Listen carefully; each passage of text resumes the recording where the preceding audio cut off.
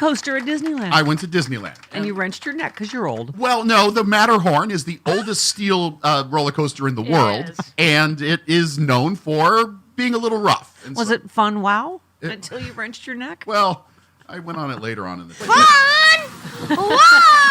I don't know. Nobody swear today. He can't get to the dump button. please His don't. neck is. I'm fine. I just have to turn like this. Oh, I know that feeling. Oh, you know what? JoJo and Jody and I got all our swears out yesterday on a very special. Remember the very special episodes of Blossom? Yesterday was a very special happy hour with multiple swears. Because there are not enough swears to get through So many this. F words. There was the very special episode of Family Ties with Tom Hanks I don't think they as, used as Uncle Ned. Yeah. They didn't use as many C words as we did. Oh no, yesterday. her C word use yesterday Oh, it would was make epic. Bob Seska blush. It's all, but we've been holding it Seska's all not in. the C word you're talking about? He is not the C word you're talking about. Yeah. Oh, you said Bob would bleep that, and I He said, totally I said, bleeps you it know all the why? time. Because Bob Seska's a giant. He is not. He just doesn't like the word. No, but he's laughing at that. I can tell he's listening right now. That's what my friend texted about. Okay. He said, hearing Stephanie Miller call Christy Nome a puppy-killing C word made my day. Thank you. I'm You're like, welcome. I You're have welcome. no idea what I you're think we talking have about, 11 but- billion downloads already. It's yesterday's happy hour podcast. Please get it wherever you get your podcast. I'm like, I have no idea what she's talking about, but that sounds on brand. It's everything we've been holding in. Yeah.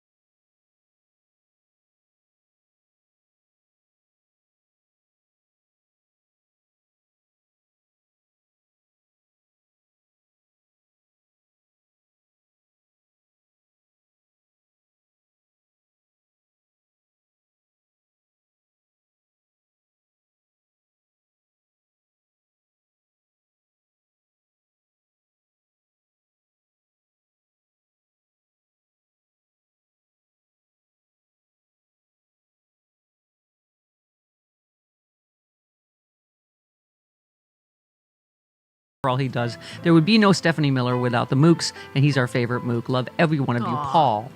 I think he just loves you less because, He wants to be his T-shirt. Yeah. Look what the homosexuals have done to me. Yeah, you were the only gay in the room for 2 days. Look what the homosexuals have done to me. I was the only gay in the village You until were. you came back. Yeah. I mean, Sean is exceedingly straight. Lousy with. Oh, we had quite a discussion of JoJo from Jersey's election year strange, which was. Oh yeah, she got a lot. Yes. Oh, of did we strange. finally talk about what happened in Chicago? Well, I said she took more balls in the face than Liberace this year, and that was, That was on the air. That wasn't even on the. Did you talk about the phone call that? No, let's not okay. listen. Let's not get into Did we everything. go that far? Let's not We spill, went- they went far. Let's not spill all the tea. All we right. went pretty far. Okay. People have a lot of pent up. What did I get called yesterday? America's spleen. Oh yeah. So yeah. just go ahead and vent. Vent. Yeah. I'm also America's Portland Craw. Storm. And you're Okay. America's Craw. Chris, you've only been gone 2 days, so let's review. We're the circular firing squad. We've been liberally using Jody's Shut Up song in the Shut Up canon so everyone can shut the up. Oh my God. No, not that one. That's the fight song. Which one am I supposed to play? It's Oh, over her there, Shut I Up song. think. I It's don't okay. know. It's okay. Okay, let's review. So,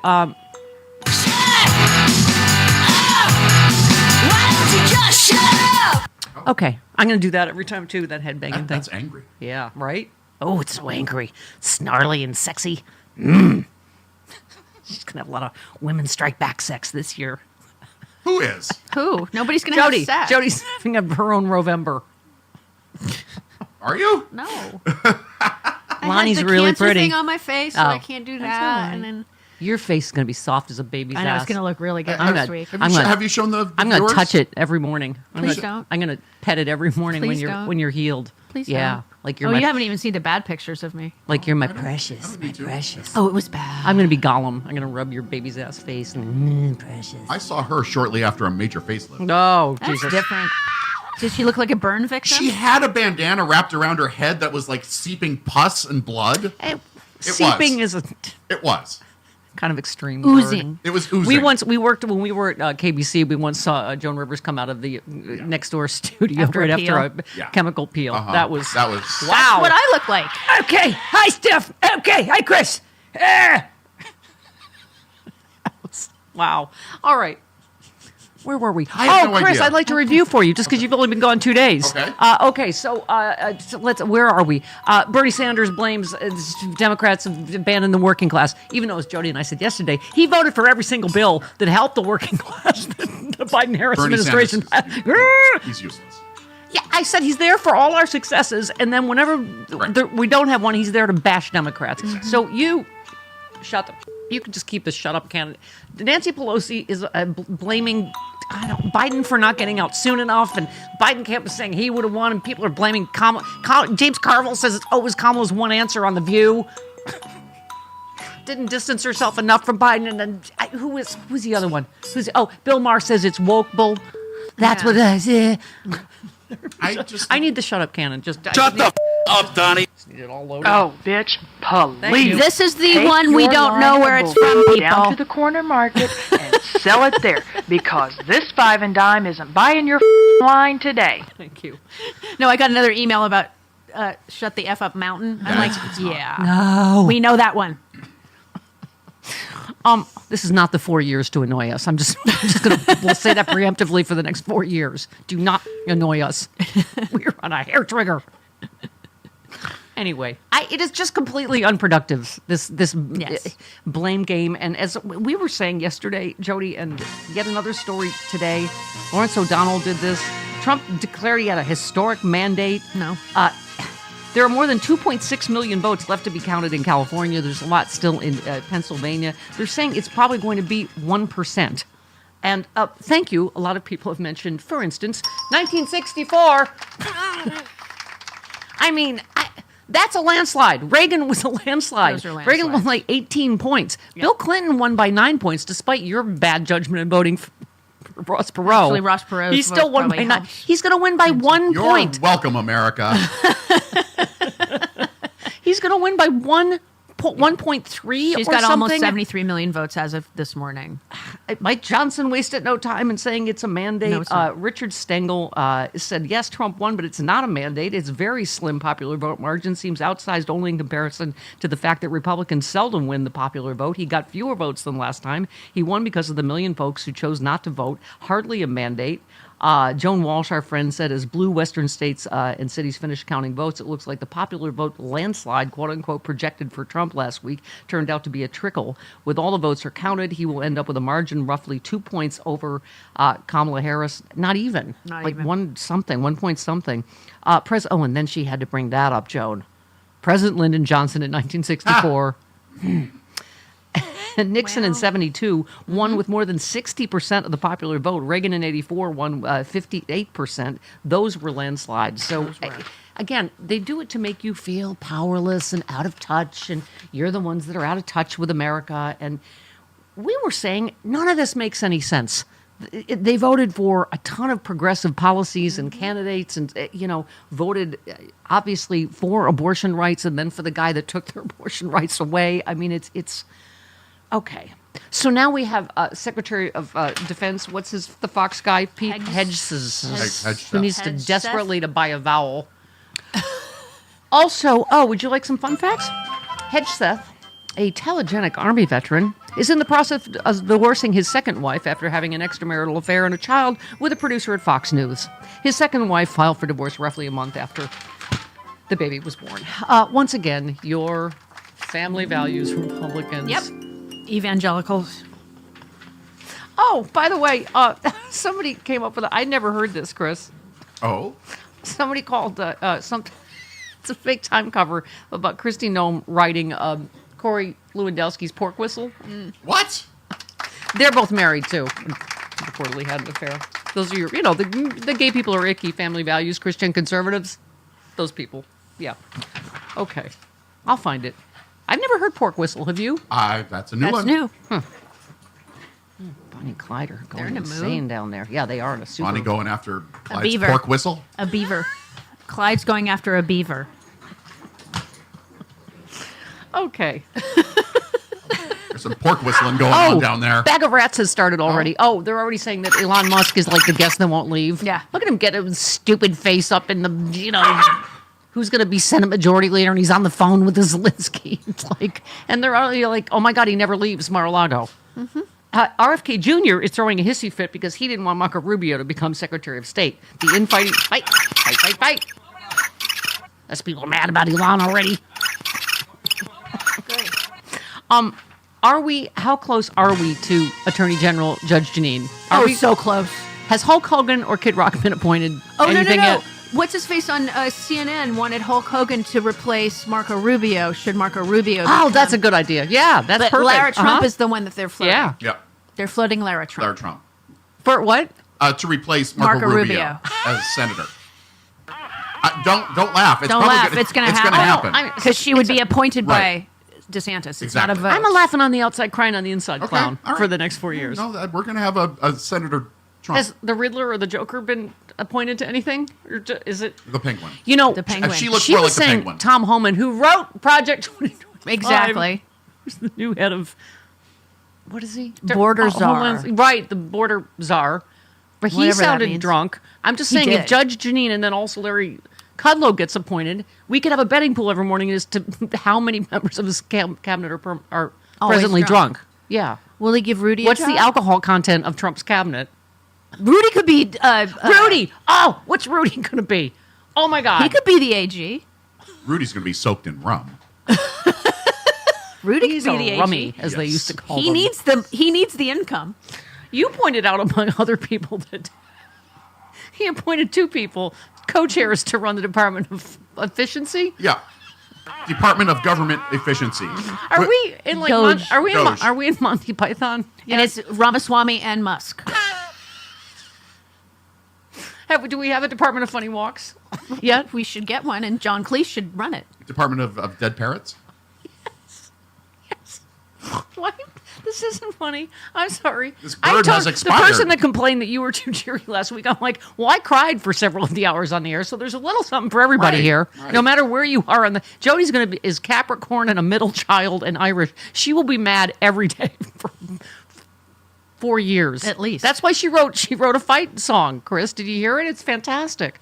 She's I did write that fantastically line, talented too. and angry. Lonnie So angry. Oh. Fight! I ain't going down, I'm swinging! Fight! Yeah! Fight! I ain't going down, I'm swinging! Fight! Yeah. For whoever that hate letter writer last week that said I'm too dirty and why can't Jody do something to control me, take a listen to yesterday's happy hour with Spicy Jody. She is a filthy, angry, potty mouth whore. Don't. If you're counting on her to control me, I'm a slut. you are Nobody pays out of luck. me. I'm a slut. I don't get paid.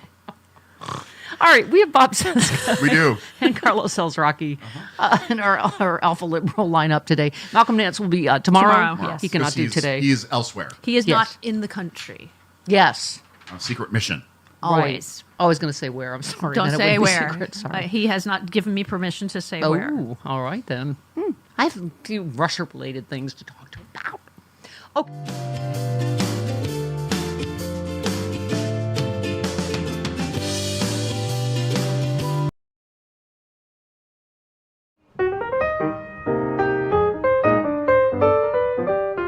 And eventually you have the racist KKK fighting the fascist Antifa in the streets of Charlottesville. Both sides. Boy, I'll tell you, the media sure gets one thing right. The extreme right wing and the extreme left wing in this country have both totally gone off the rails. America is being destroyed by people on both sides thinking that the other side is destroying the world. So many insane ideas on the left and the right, and I'm sorry, but real Americans have had it. We only hear about what the far right wants and the far left wants, but what about the majority, huh? My take is that we should condemn violence and extremism on both sides. On the right, you have these extremists who want to overthrow democracy and have a violent revolution. They want to deregulate the polluters poisoning our air and water. They want to privatize Social Security. And on the left, these extremist nutjobs think every American should have health care.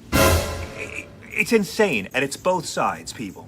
I blame both sides. I mean, these nutjobs on the right are white supremacist Confederates who reject the 2020 election, they reject science, and they want armed civil war. And these extremist nutjobs on the left think women should have control over what happens to their own bodies. I mean, hello, is this the America we know? What? This is what Andrew Yang warned us about, guys. Quit drinking that Kool-Aid because we're hearing it from both sides. The extreme right and the extreme left, and they have the microphone. Because real America sees these right-wing fascists trying to scale back voting rights, trying to scale back LGBT rights, trying to sunset Social Security and Medicare. And then you got these psychopaths on the left who actually believe that Medicare should cover vision, hearing, and dental.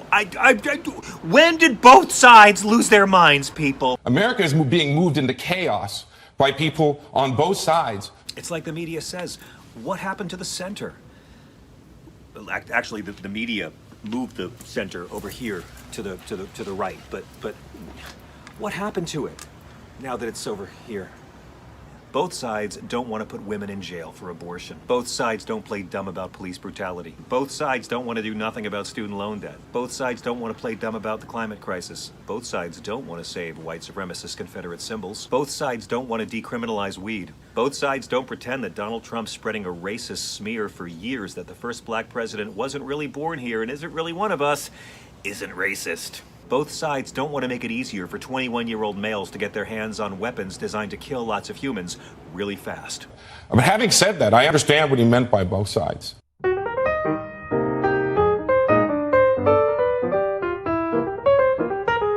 Thanks for watching. Please subscribe for more. Give us a like, give us a good review, and subscribe to the John Fugelsang podcast too.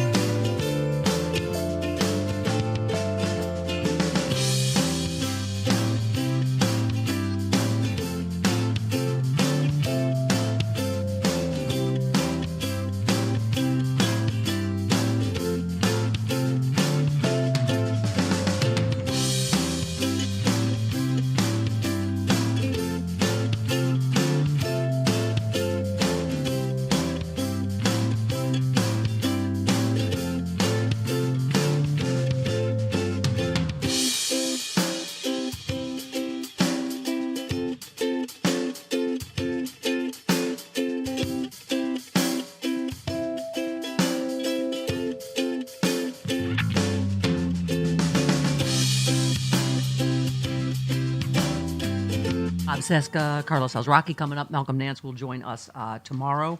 Oh, a special shout out of all the people that, on our, U list. We have all the protest voters. Midas Touch says Trump's NSA pick Mike Waltz was a counterterrorism advisor to Dick Cheney and thought the U.S. should stay in Afghanistan forever. In this 2017 clip, he suggested war be multi-generational, but sure, keep pretending Trump is the anti-war candidate. Everybody's talking about the guy, we'll find him on social media, that said, Trump is like Hitler, but, I voted for the guy. Because he's anti-war. Because Hitler was famously, as you know, anti-war. Of course. Yeah. I mean, when you think Hitler, you think peacenik. Sure. No, he never marched across Europe, taking everything willy-nilly. Have we ever talked about the pure idiot factor? We mentioned yesterday, Chris, the number of Google searches on the day of the election day. Right. Did Joe Biden drop out? And then what is a tariff? And also, can I change my vote now? Right. Yeah. So, nicely done. Okay. Our Sue in Rockville says Trump's election is an opportunity to apply Israeli sovereignty on occupied West Bank, says Israel's far-right finance minister. Who are the biggest losers who voted for Trump? Palestinian Americans and Hamas sympathizers who just ended Gaza. Latinos who willed their friends and loved ones deported. White men and women who will be paying 20% more on all goods while losing their freedom. All of the above. I don't know what to tell you. Mike Huckabee? What's he? He's like pro-rapture, basically. Yeah. Sure. And now he's going to be... He says Palestinians don't exist. There's no such thing as a Palestinian person. These are the people you have now put in charge of the complete Palestinian genocide. Yep. That is now your ambassador to Israel. Yes, that's it. Ambassador of the rapture. He's the... Yep. Okay, I got more on those. But, right. Oh, Black Knight said, say hello to your new Secretary of Defense. I hope Gaza wasn't your single issue because it's no longer going to exist. Okay, Seth, our homo of hope. Hello, Seth. Hello, everybody. Welcome back, Chris. Thank you. Well, I think on day one, Trump is going to take credit for the fact that the immigrants have stopped eating the cats and the dogs. Yes, because they're full. Only because they're full. Right. Yeah, of our pets. Yes, they are. Yeah. Uh-huh. So I think I figured out that sound drop about the 5 and dime. Oh, no, yeah. Yesterday, when Lucretia called in, I thought, that sounds like Lucretia. All right, let's just say it's Lucretia from the Stephanie Let's Miller just Show. do that, yeah. Why not? Yeah. Okay. All right. Our alpha liberal, our beloved Bob Seska, who I was just kidding. He is not a C word of any kind. Except for Seska. Except Captain America. And yes, and a Seska. Bob Seska.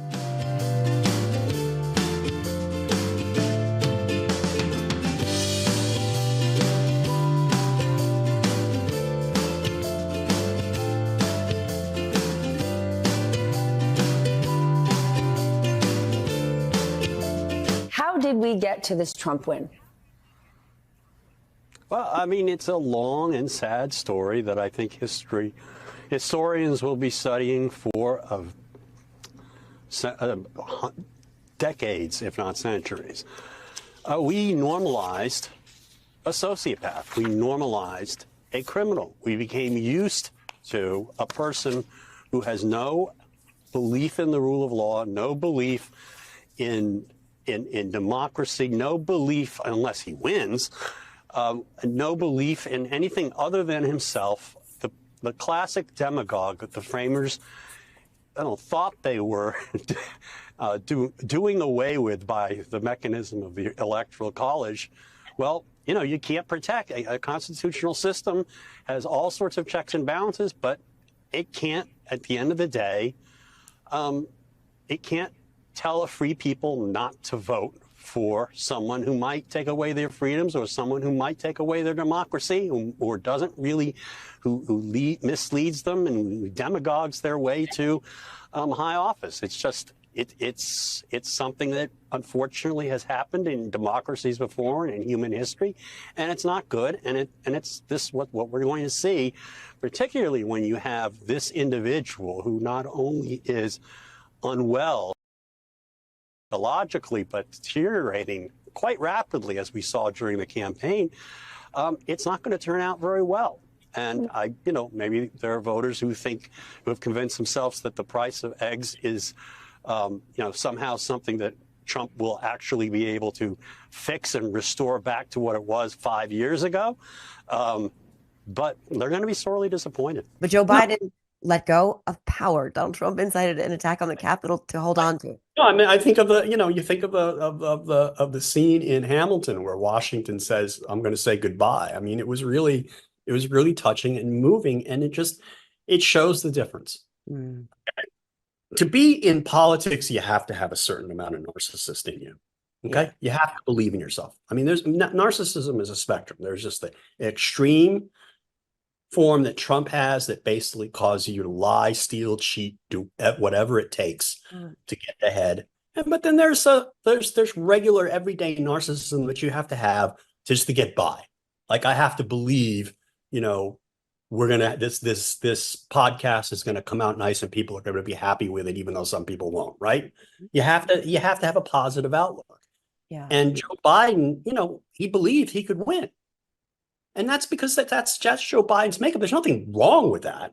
Yeah. But at the end of the day, he listened to people and realized it's not about him. Yeah. And that was, that's for a guy like him, that's he spent 50 years in public life, and 50 years, you have to have a desire to have people like you. You have to run for public office at that young age when he ran in Delaware, and to stay in the Senate, and then to be vice president, to do all these things.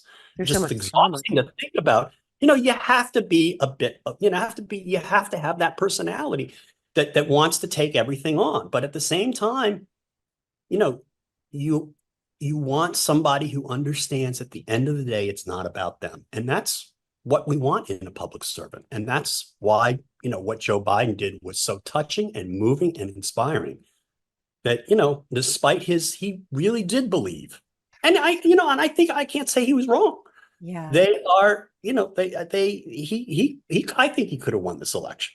Yeah. And so it was difficult for me as someone who was not as much of a Biden stan as you, but who admires Biden's character and the fact that he was willing to step up in 2020 and what he has done to basically try to get our democracy and our government back on track, even if I disagree with some of the policies.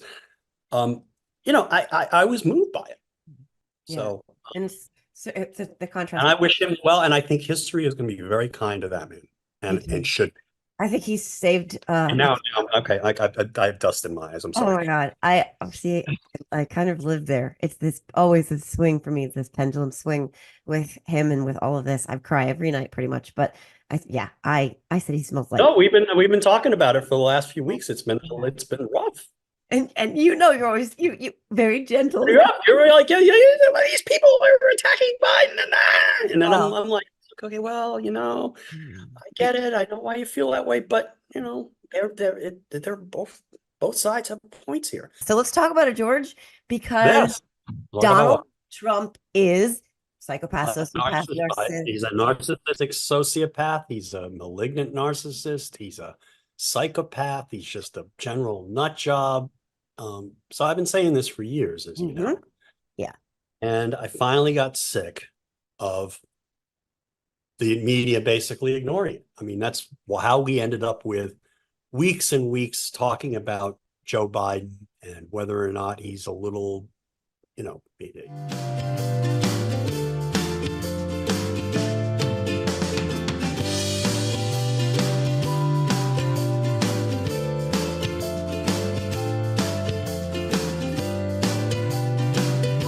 Oh, hi, Bob. Hi. Hi. This morning's top story, why I don't use the C word on my podcast. Why I bleep that word. See, here's the thing. I get complaints every week that I use too many obscenities on my show because I let the obscenities fly. And so I feel like I got to draw the line somewhere. Yeah. And I figured, why not there? I'll just bleep that word. Jody and JoJo from Jers and I made up for it in yesterday's Happy Hour podcast because you know what?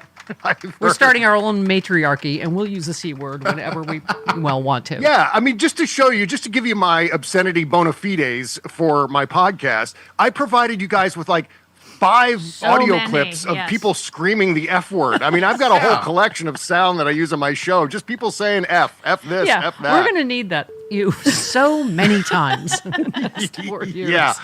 The best one is from Ed Wood. That one is my favorite in particular? Just the loud Boris, or what is it? The loud lawn shade? No, no, I'm mixing up all of my old timey monster actors. So I have one from the Ed Wood character saying Yes. F you. Yeah. Yeah. All right. So please, let's join the circular firing squad jerk, whatever it is. Circle something.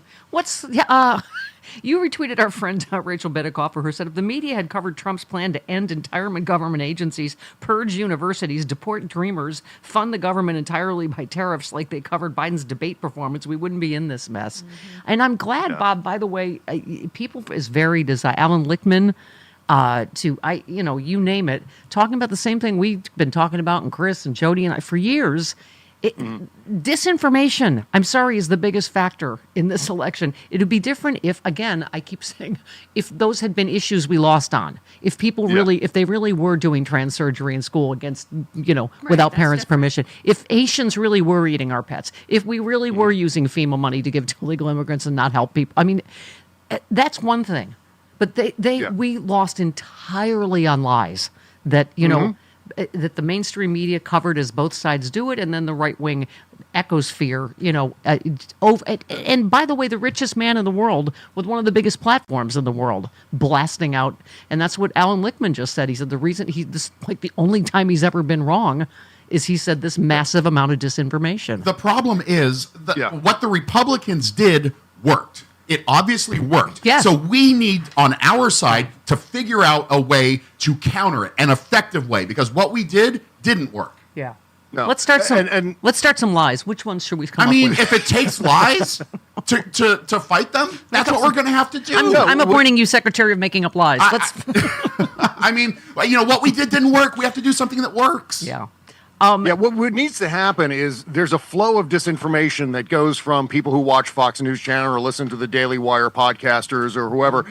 They end up talking to normals, and then normals think that stuff is also true. So there's a flow of this information out of Donald Trump's disgusting yapper all the way into the minds of people who ought to know better. I can't tell you the number of times I got text messages and DMs from people saying, hey, is that true? Is Joe Biden really giving FEMA funds to migrants? Right. Are they really doing gender reassignment surgeries in elementary school where they have to do raffles to raise money to buy notebooks? I mean, this is the kind of flow of disinformation. It's not just the disinformation itself. It's how is that disinformation getting to the people who really should know better than to be repeating that stuff. And that's what we have to interdict. That's what we have to interrupt that flow. Because it's either we stop the entire Red Hat entertainment complex, which is going to be problematic. I don't think you can put that down. I mean, it's not something that is even feasible. But what we can do is start to interrupt that flow of disinformation from the weirdos to the normals. Yeah, thank you. Well, this is it. Alan Lichtman, who, they call him the Nostradamus, right? He's been right about, and I say he was right about 2000, because, again, that was the beginning of who could have seen the Supreme Court just appointing. Right. Al Gore obviously did win the popular vote and would have won the presidency had they continued the count in Florida. But anyway, he said he blamed Elon Musk and the explosion of disinformation. His keys that he uses have just been historically accurate. You know why, Bob? Because, to your point, they're based in fact. It's on about the actual facts about the economy and X, Y, and Z, which again has been provably fantastic under Joe Biden. And so he said he was sounding the alarm. Let's see, let me just do quickly. He said, disinformation has exploded to an unprecedented degree, he said. We've seen something brand new this time, billionaire Elon Musk putting his thumb on the scales. It's been reported his misinformation had billions, literally billions of views. This has spread to every aspect of this election. When I was a kid, I read science fiction books. The premise was a few mega-rich people were able to control society. We're not all that far from it, and I'm sounding the alarm, and I don't think I'm the only one.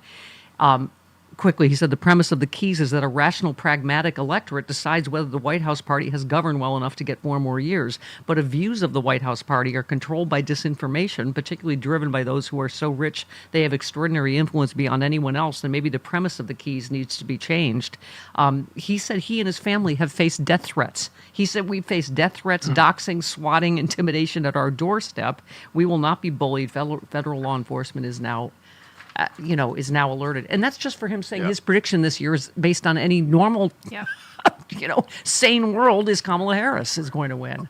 Yeah, and of course there were extenuating circumstances behind this election that extend beyond disinformation, and I think one of the things was, in a very unorthodox way, the nominee of the party decided not to be the nominee of the party with 3 months to go. And I'm not laying blame or anything like that, but those are just the circumstances of this election. I think if Kamala Harris had maybe another month to campaign, and if Donald Trump hadn't been such a chicken to abandon a second debate, I think we'd be talking about a very different presidential election outcome right now. I mean, that's what I keep saying. In some ways, everybody's right and everybody's wrong. What's the point? Yeah, right. Unless we have a time-traveling DeLorean. I mean, if Kamala had gone farther on the Palestinian issue, she would have lost the Jewish vote. I mean, she was in such a can't-win situation, and I still think ran a great campaign. So and there's something that can't be measured about the situation we find ourselves in with many, many voters, and that is the notion of malaise. I think a lot of people felt as though we were in a period of malaise, and they remembered back to 2018 or 2019 thinking, well, we weren't in malaise. I didn't feel bad about things then until everything went sideways and hundreds of thousands of Americans suffocated to death because of Donald Trump's negligence. But they were just, for some reason, memory holing the disaster that was COVID and going back to what happened before COVID and thinking that, well, if we get that guy back, it's going to be like it was before COVID. And it's never going to be like, the prices are never going back to 2019. I got news for everybody. It's not going to happen unless there's a gigantic economic recession, depression, whatever, that forces prices to go down because no one can afford to buy anything. Obama's economy was really good in the beginning of the Trump years. So it's just right. And Bob, people also forget. And Bob, you're right. I mean, I agree with some. That yes, we can't feel like we're lecturing or talking down to people. They don't feel good. But part of why they don't feel good is because of the relentless media obsession with everything's bad, the economy's bad, Biden's old. I mean, of course that affects. It's not the actual economy; it's people's perception of the economy based on the media and the right-wing ecosphere that, Yeah, that's what happens. You get a lot of folks who don't cover politics, don't follow politics the way we all do. They just only understand it casually. They still vote in every election, but they're not really ensconced in it up to their eyeballs like we are. And so consequently, they'll be walking by the TV and someone else in the house will have MSNBC on and they'll catch a little bit of that, or Fox News or CNN or whatever. And they'll hear something about, well, it's a recession is impending. It's going to any day now. There's going to be a recession, and they think, oh, I guess things are terrible. There's going to be a recession soon, and so that seeps into the brains of people, and that's, I think, a contributing factor here. I think the news media, the worst year for the news media. I've been saying this over and over again. I've never seen political journalism this god awful. In the however many years I've been, since the 80s, I've been following politics. So it's staggering and not surprising that we ended up in this situation, given not just the disinformation, but the news media covering the odds of the election rather than the stakes of the election. Yeah. And they're still doing it to an extent. I haven't watched any cable news since election night, but I imagine... Selfishly, a lot of people said they're only listening to me and you. Yeah, I mean, but the one thing I never heard on election night was things are going badly for Kamala Harris and democracy right now. Yeah. I mean, it didn't even hear that. We didn't get any of the stakes on election night when things started to go sour. That, this means bad news. By the way, Republican Party did zero introspection and finger pointing when he lost the popular vote twice. They just double and triple down. It's just they count on us doing this circular firing squad. I mean, to your point, Michelangelo Signorelli said MSNBC and CNN are finding out the hard way with plummeting ratings that people will not watch them if they're going to engage in endless finger pointing at phantom targets and bash whole communities. It's like they have to fill space or whatever. If you want your viewers back, fight for democracy with no both sides do it BS night and day. I mean, so I think that's part of, Bob. Again, I don't know how else to say it. Like, I understand the points about, but I think it was you on your show that I first heard Rachel Bidikofer say her first polling when Biden was elected is Republicans said the economy sucks now. I mean, it's just part of it is this tribalism. We're never going to, the country's always, I guess now, we're not going to have 64s and 84s anymore. We're always about 50-50 because of this misinformation. And by the way, it's not like this information is going to stop now. They're going to say everything Donald Trump does is fantastic and everything's better now, right? Whether it is or not.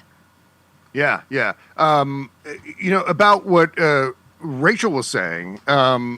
Look, there's so many things that we ought to be doing right now. And I think a lot of people are spending a lot of time pointing the finger at Democrats, what they could have done, what they couldn't have done, and what they should have done. And that's, that always happens every year. Yeah, Look, I think one of the most important things that we can do moving into this dark ride is last time Donald Trump got in, we talked about supporting press institutions. Like, everybody go and sign up to subscribe to the New York Times and the Washington Post. We got to make sure we stand by these institutions.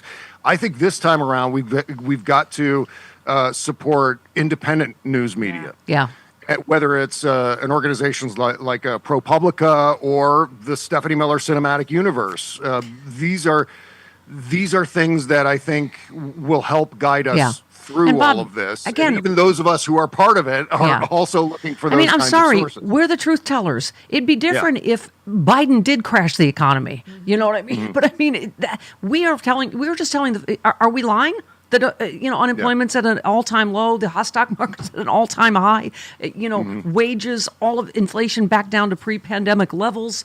I mean, and obviously immigration reform we could have gotten done. Republicans and Trump are solely the ones that stopped that. What else?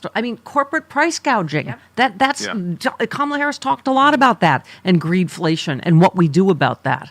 Right. I mean, I can only hope for all of our sakes that Donald Trump is as incompetent at fascism as he is in everything else in his life. I was just going to say that. One of the things that occurred to me yesterday when I saw the news about this Doge thing that Elon Musk and Vivek are going to be running, it occurred to me, oh, yeah, that's right. You shouldn't underestimate their incompetence. These are stupid people who, just the very fact that Donald Trump is floating the idea of Pete Hegseth running the Department of Defense, the guy who hasn't washed his hands after using the John in 10 years. Oh, my God. I'm surprised Donald's he even said there's no willing to be in such the thing same as room germs. that guy. Oh, yeah, just disgusting. Real men don't wipe. Oh, God. Yeah, they're going to take the not even the guy, he's the weekend giggling couch tumor. Right. He's not even one of the giggling couch tumors from the main show during the week. He's the second stringer, and now this guy is at the top of the list for running the biggest bureaucracy in the history of the between world. him and Bobby Kennedy, the next pandemic, don't wash your hands and don't get a vaccine. That's right. Go. And didn't Hegseth also run for Senate from Minnesota and lose? I think so. Yeah. I think he did. Yeah. Right. And so then he's a loser. This whole thing with, just to be clear about this Elon Musk, Vivek, Department of Government Efficiency nonsense, what they're going to do is they're going to issue a report first. And that report's going to drop around July 4th, 2026. But I say around because we all know that these people are incompetent and things run late and so on. And so that report comes out, and it's going to be wildly unpopular. Again, don't underestimate their incompetence. This is going to be silly. Last time around, they assigned Jared Kushner to do this, and it never got off the ground. Yeah. So that's what we got. One of the things, we look for the helpers. We also look for the incompetence. It'll make us feel better. Real quick, I was going way too long with you, but I got Don Winslow tweeted, Democrats leaving this platform, Twitter, is another stupid mistake. I agree. Yeah. I'm not going to quit. I've got no place else to go, but I'm not ceding any space to them. I get it, but now everyone's like, oh, now everyone went to Threads. Oh, that sucks. We got to go to Blue Sky now. I mean, I'm not ceding, because isn't that, Chris, what you always say about us staying in our bubble, like not watching Fox News and I don't care that there's trolls and Trumpers on there. I'm going to stay in the fight. I'm not leaving anywhere because I don't want to see Trumpers. I'm going to go to Blue Sky. Well, I think people are leaving because they don't want to support Elon Musk. That's why. That's why. It's not about Twitter. It's about Elon. But I mean, do I have time to give my metaphor about what's going on with Twitter? Because remember when Johnny Carson left the Tonight Show, Jay Leno took over, David Letterman wanted that show, but it was already Jay Leno's Tonight Show. It was no longer Johnny Carson's Tonight Show. So what David Letterman was going to be inheriting, was not the old Tonight Show with Johnny Carson. He was inheriting Jay Leno's Tonight Show. Right. And they said, well, who wants that? So it's like, well, now we're not saving old Twitter. We're saving Elon's Twitter. I got it. I'm so sorry, honey. We're so late. Listen, I would miss the guy that calls me a bulimic ditch licker every day, so I'm not leaving. But I love you, Bob. I love you too. Thanks, you for Bob. everything you're doing. Hi, thank All you. my best hate tweets come from there. 51 minutes after the hour of this board. Come on to me. Hello, personal comedy Jesus. Good morning. Hello, everyone. Hi, welcome. I just want to congratulate the entire Confederacy. Really well done, guys. They never count you out again, I promise. It's, look, this is how it's been at nighttime on Progress as well. People are realizing that we're a country of men who are too weak for a woman president. Yeah. He can be a rapist and a racist and a white supremacist who stole from veterans with a fraudulent online university, lies about innocent migrants. He can violate all 10 commandments, but at least he's not a woman. And that's where we are this week. Yeah. And I'm not giving up because I am in love with the more than half of America that resists this and will continue to resist this. Yeah. This doesn't remind me of 2016. This reminds me of 2004, Steffi. You remember 2004? Yeah. George W. Bush, this aristocrat, brat, illiterate, millionaire at birth, who lied to all of us. And Americans died because of his lies. And crappy white people decided, I don't care that he lied, I'll reelect him. Yeah. And he left office the most unpopular president in history until Bush. And there's no words for how horrible this is going to end for Donald Trump. There's no way this doesn't end like the last scene of Scarface for both him and the eyeliner model. That's how it goes. And if you're down, I have many thoughts today, but I'll just say one thing. If you guys are down and you think you're never going to smile again, just remember all the Ozempic he's been taking has led to so much weight loss and saggy skin that he can no longer wear a collared shirt with a tie without having a neck vagina. And I want that neck vagina to get you through the darkest of nights, folks, because you deserve to laugh at the darkest times. It's a mangina. It is. So one of my favorite lines of yours that you tweeted is, America's an old couch and Trump is the black light. Yeah. I mean, I think that's the depressing part for a lot of us, John. It's not, because this election isn't about who he is. It's about who we are. Amen. And we've always been this dirty. We've always found racism acceptable. We've always found treating women like crap acceptable. Show me all the things that the media demanded Kamala Harris do that they required of Donald Trump. Thank you. Well, you also said Trump's not the Antichrist, but Christ is the anti-Trump. I mean, this thing that you talk about so eloquently all the time, how the least Christ-like man in the world has become their Messiah. I mean, evangelical leaders celebrate Trump's victory as a prophecy fulfilled. I mean... It's the triumph of Christianity over Christ, okay? Donald Trump is the Christianity what Jesus was to lying, racism, narcissism, disregard for the poor, supporting torture, making the rich richer, hating your enemies, defending white supremacists, taking health care away from poor people, stealing from people with fraud, celebrating greed and wealth, never asking forgiveness, lusting after your own daughter, evicting people from eminent domain law, G'ing women by the P? No, boo-boo. You can enjoy your victory all you want, but anyone who's actually read the New Testament is going to call out these corrosive, flock-fleecing Pharisee frauds. You don't get to call yourself Christian anymore. Those of us who read the Bible are going to call you out. Yeah. So do I. John, okay, can you take your organ out for me? Thank you, Chris. I just... Even reading this made my head explode. After having repeatedly depicted the presidential election as a spiritual clash between good and evil... We'd be the evil in this part, and Trump in this scenario is the good. Leading figures in the movement to remake America as an explicitly Christian nation celebrated Trump's victory as a fulfillment of God's divine will. Lance, somebody who cares, a celebrity evangelist, said there's a different dialogue about spirituality happening in America. And with Donald Trump, God has given us permission to take it right to the White House. While evangelical support for Trump has not wavered since he pledged in early 2016 while running for GOP nomination, if he were elected, Christianity will have power. If I'm there, you're going to have plenty of power. You don't need anybody else, Trump said. That's their religion, is power. Yeah. That's all they care about. They reject the gospel. They don't give a rat's ass about the things Jesus actually talked about. They want power.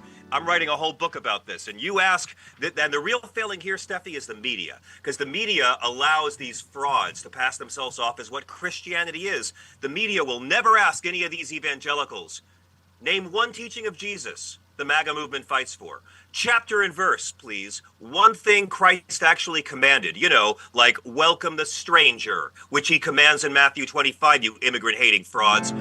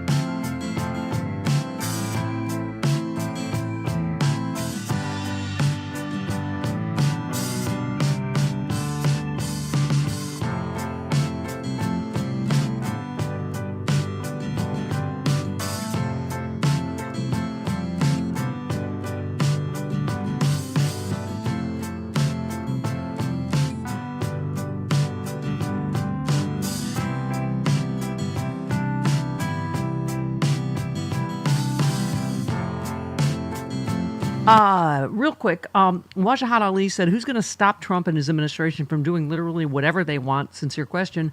Asha Rangappa said, lawyers, judges, whistleblowers, journalists, this is why the administration will target all of these. And on judges, I know regarding SCOTUS, but the court only hears a small fraction of cases decided in this country. Federal appellate courts often have the last word, depending on the issue in the state courts. We fight on. Yep. What do you call it? Coffee with Carlos Alzraki coming up.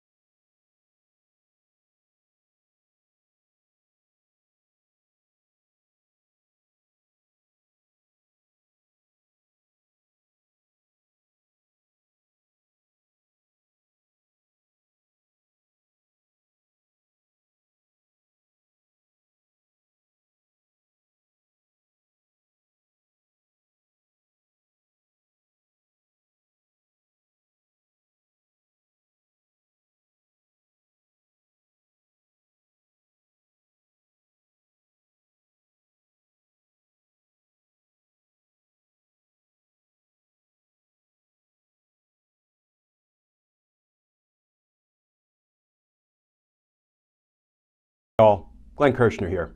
Please enjoy this video on the Political Voices Network. So, one headline, protecting democracy from Trump now in the hands of congressional GOP Supreme Court. Your panel mate Saturday night in LA was Adam Schiff, who he has pledged to prosecute, and people like him, Liz Cheney, whoever he decides. Yeah. What happens when you have Attorney General Aileen Cannon, I don't know, Jeff Clark, whoever? I mean, what happens when he tries to prosecute people that have committed no crimes? Yeah, the latest name I saw floated was petty criminal Matt Whitaker, who was Attorney General for a hot minute previously, right, before Bill Barr took over and was even worse.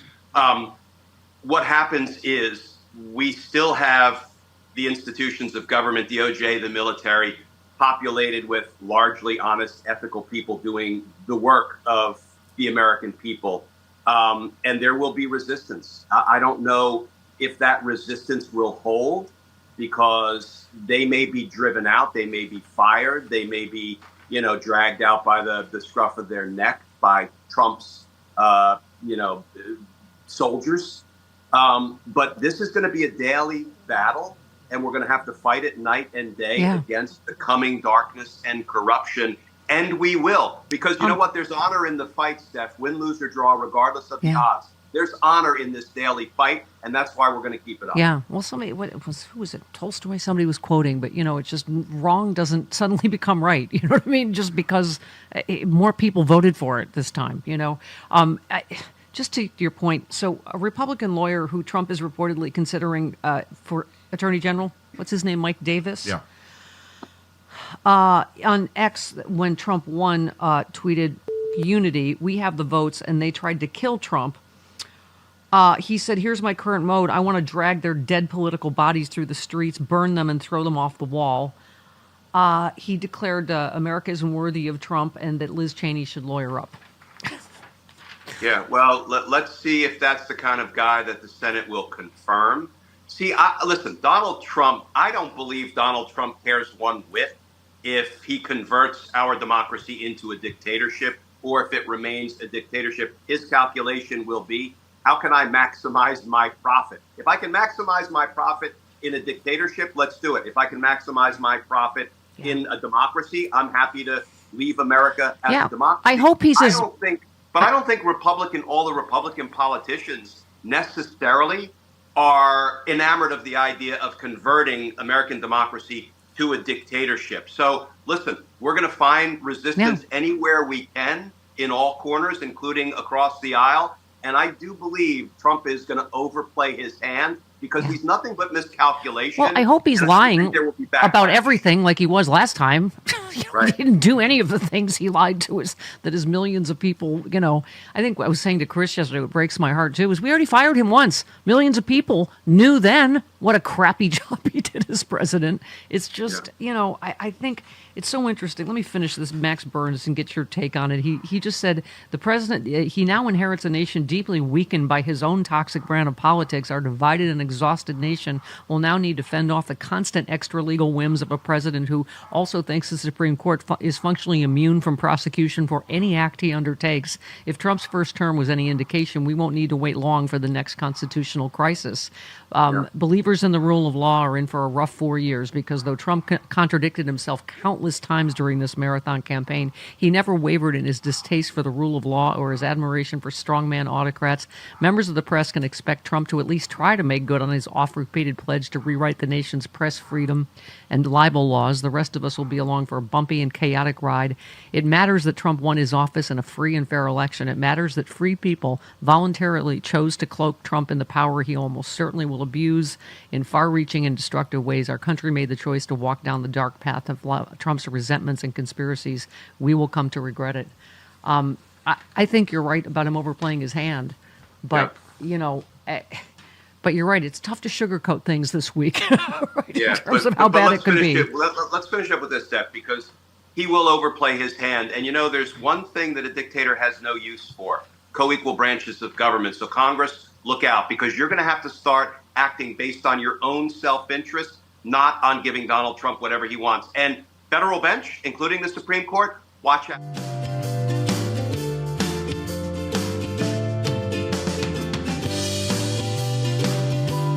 And Thom was interviewed on 60 Minutes, and he was asked, is there a way to carry out mass deportation without separating families? And he said, of course there is. Families can be deported together. Yes, including the ones that are here legally. Or just U.S. citizens. Speaking of the Latino family that was interviewed, said they voted for Trump because he's not going to deport our undocumented relatives because they're not criminals. Okay, our new best friend, Jessica Tarloff. He also said that it didn't mean if someone was coming to be, quote unquote, rounded up and grandma was in the house and she's undocumented, that it didn't necessarily mean that grandma wouldn't be taken to. And you can say Donald Trump has a mandate till you're blue in the face. Taking grandma is not what people were voting for. They were voting for criminals to be kicked out of this country. Okay, so voting against your own self-interest is not confined to just people on the right. I mean, obviously, this headline, Arab voters in Michigan speak out after Harris's loss. We wanted to send a message. Dean Obeidallah, who is Palestinian, as you know. Sorry, my headphones are doing that thing. He said Trump's pick of an ambassador to Israel, Mike Huckabee, has supported the Israeli government's efforts to expand settlements in the West Bank. More recently, he has also opposed efforts to reach a ceasefire. Covey says Donald Trump's ambassador. Huckabee says there's really no such thing as a Palestinian. How do we feel about that? Arab Americans who voted for Trump and Jill Stein. Heartbreaking. To me, it's heartbreaking, all of it. This story, I was going to make my head explode. Okay. One Arab American news publisher said they didn't vote for Trump because they believe Trump is the best candidate. No, they voted for Trump because they wanted to punish the Democrats and Harris. You're just punishing the Palestinians who are going to cease to exist. Muslim voters did favor Harris by 32 points. Trump won 32% of their vote. Harris won 63%.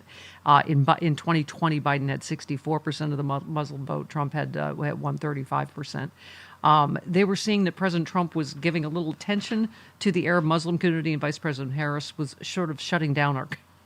Paying attention to, yes, he's paying attention to. He's going to deport them again. Watch Muslim ban 2.0 is going to be back. It's like because he gave you attention. That's not really positive attention.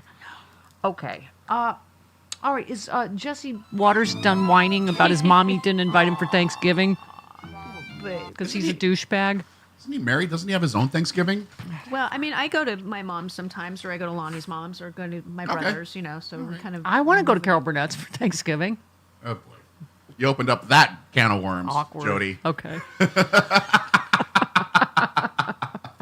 No? All right. Yes. Oh, I don't think it's Jody's place to invite you to her mom's Thanksgiving. Listen, Chris Lavoie is Silver Lining Guy here, and can I just say, speaking of the holidays... Guess what's coming soon on Netflix? Oh, Hot Frosty. And this is a story about? It's about a widow who magically makes a snowman come to life, and they flirt. He seduces her. He seduces her.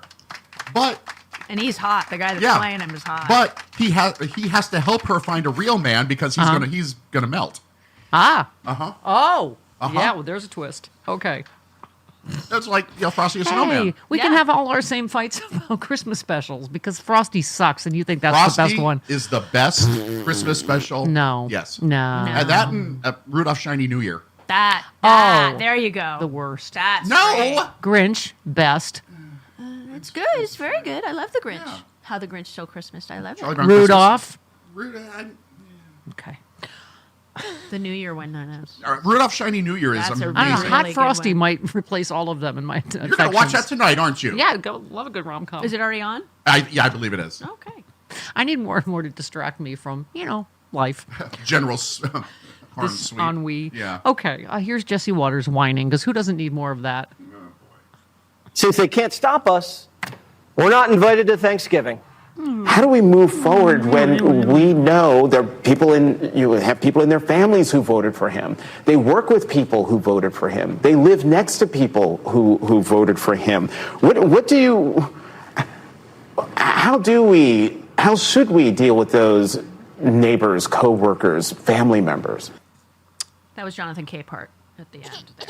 Oh, yes. See, they were playing that, that's terrible and horrible that MSNBC hosts are saying. Listen, everyone has to make their own decisions. You have to take care of you.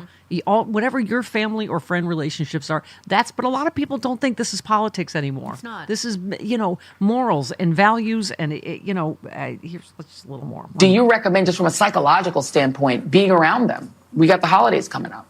It's completely fine to not be around those people and to tell them why, to say, I have a problem with the way that you voted because it went against my very livelihood and I'm not going to be around you this holiday. I need to take some space for me. Yep, people are taking some space in the Waters household. I'll have you know that I was not invited to my mother's house for Thanksgiving. Apparently there wasn't enough room. She said it was a scheduling situation. And then at the last second invited me to come over on Black Friday. I told her, no thanks, I'll be at Best Buy. He's such a little whiny. God. Okay, well, you and I talked about this off air, Jody. I don't want to overshare, but, we all have stories, whether it's friends or family or whatever. In many people's cases, those people were despicable already and did despicable things to people in the family, so we didn't really cut off contact over politics or over voting for Trump necessarily. So, I'm just saying they tend to not be good people in a lot of cases. I'm not saying in every case, but if you would vote for that now, I'm sorry. It is an indicator of who you are. It's like how we said this isn't about who Trump is anymore. It's about who you are. Angry Meal 65 said a lot of good, well-intentioned people are saying, don't cut people out of your life over politics. I'm not. I'm cutting people out of my life over values. There you go. I think you need to take care of your mental health right now and emotional health and everybody's decision. Don't let anyone tell you what different. to do or what not to do. In my mom's case, first of all, she was brainwashed by not just Fox News, let's say another family member. But as she got older and got Alzheimer's, it wasn't worth it to talk about politics. So I didn't, of course, would never cut off my relationship with my mom. I was closer to her than ever. So I understand. But again, I don't want to get into details, but I'm just saying, I know I can't be the only one that sometimes family members have done despicable things that are, indicative of their, let's just say, MAGA values, that disrupted the family long before, politics did. So, all right, this down to The View talking about this, Sarah Haynes and Sunny Hostin. I wouldn't have had any holidays if I had to only pick the ones where everyone agreed with me. And so now there are times, and I wouldn't be with you. I check in with myself and say, am I up for this? Because I also know struggling with mental health, there are times I'm not, and that's okay. You step away, but it will never be the defining point because toxic personalities don't have political affiliations. It's a personality trait that sucks. And we all are related to people like that. So whatever your reason is, I would never let my politics be the reason I don't show up to see my family. Yeah, exactly. It's not politics. Sunny I'm going to disagree. I completely understand her point because I really do feel that this candidate, President-elect Trump, is just a different type of candidate. From the things he's said and the things he's done and the things he will do, it's more of a moral issue for me. And I think it's more of a moral issue for other people. We're just...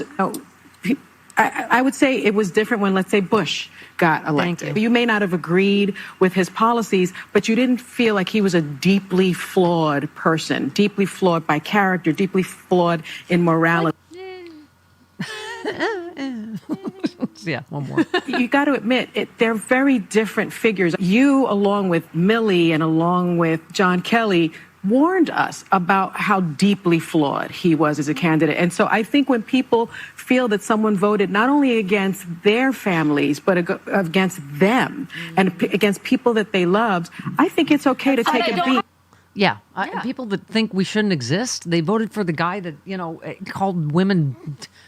God knows how many different low IQ individuals and dumb, and pieces of, Puerto Ricans garbage and Mexicans rapists. And you're like, and he's a convicted felon and rapist. And you're like, this is not politics anymore. This is not, we disagree about, trade wars or whatever. Right.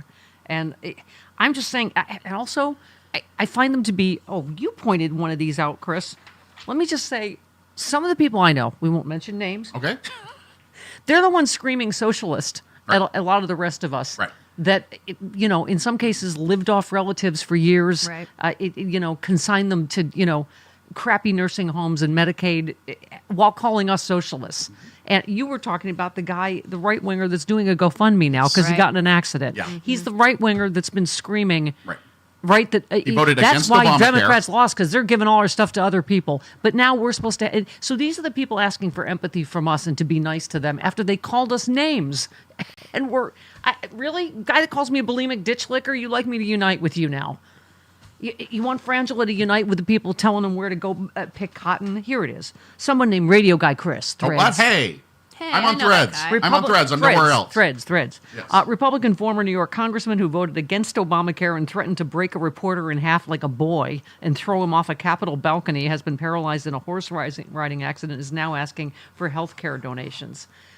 That's the thing about going, oh, Democrats talk down to... No, we were fighting for you, too. We were fighting for all of you to have health care and better bring prices down and make you be able to afford a house and whatever. You're going to find out the hard way that we were fighting for you, and now you're, it's insane. He thought thoughts and prayers were enough, so thoughts and prayers go out to him.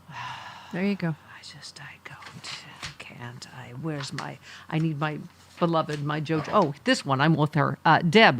Deb Martin said, fact, I will absolutely not tolerate any blame for this debacle on Joe Biden or Kamala Harris. Not one word. You will be blocked. Kamala Harris ran about as close to a perfect campaign as Dems have ever seen. She spoke to working class people. She spoke to vulnerable people. She spoke to independents and Republicans. And yes, white middle class folks. The fact that a lot of them didn't listen is not her fault. We have an education problem in this country, and we better do something about it. Yeah. And a disinformation problem. Chris, we were saying yesterday, it's not just the disinformation, it's the populace that is inclined to believe them, these lies. Why are they so inclined to believe these ridiculous lies? I mean, Joe Walsh, speaking of our former Republican friends, he said, I just spent months out there warning Americans about the consequences of Trumpism. I failed. I couldn't persuade them. Trump won. Most Americans voted for Trumpism. So maybe now the only way they'll be persuaded is to live through the consequences of Trumpism.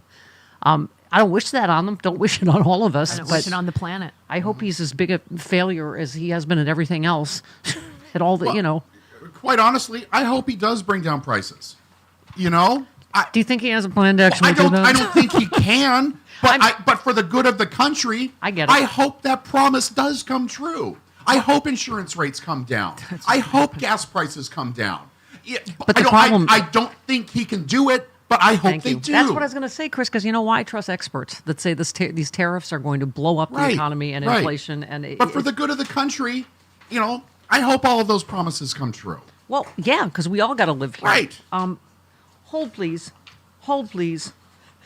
There's so many. You okay over there? So many smart She people. sent me You're so much organized. this morning. Her brain does that. I don't know how she does it. Yeah. JoJo from Jurors said they're going to deport children who were born here in the interest of national security, but the guy who kept our nuclear secrets in his bathroom gets to be president. Yes. Thank you, JoJo. Mm-hmm. Wait.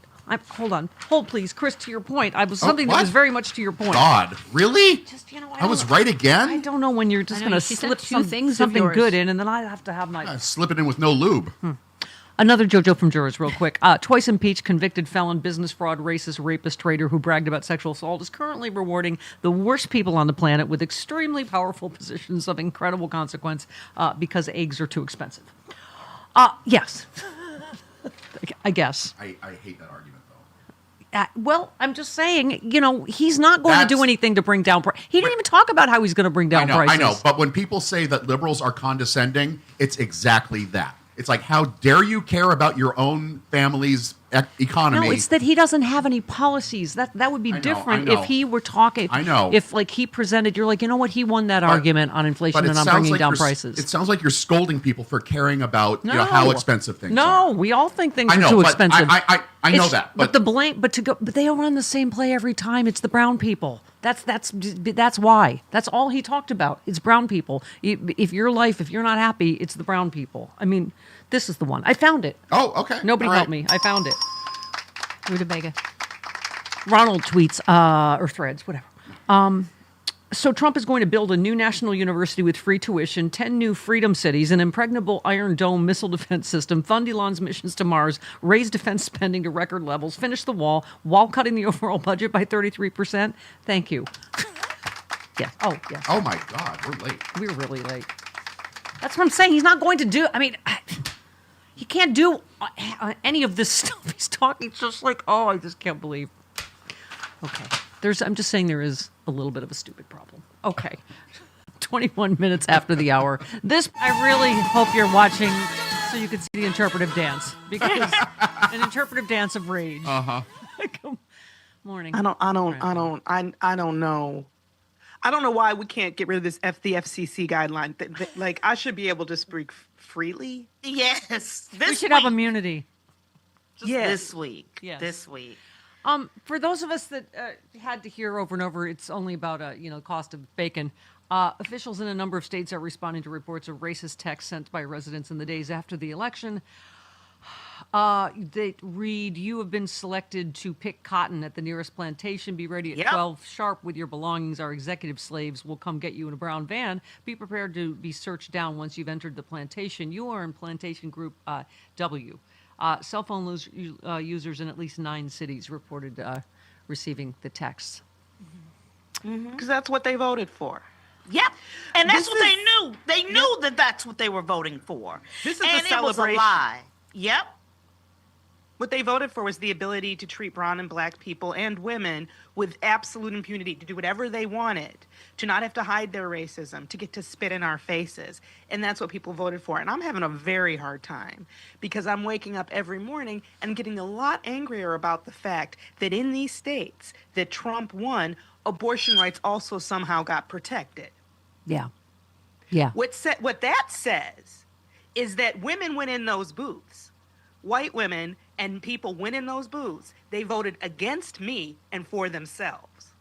Yeah. They voted to protect their bodily autonomy. I read your great tweet. You guys said, it's like watching America go back to the drunk, abusive husband. Except that she's taking you with her, like your mom's taking you with her back, right? Yeah, that's exactly what it is. And and here we are forced to be a part, to witness the abuse, We don't get abused. And we are going to get abused. You're absolutely right. But you know what? I'm going to tell you. I woke up the next day because, early on I knew it wasn't good.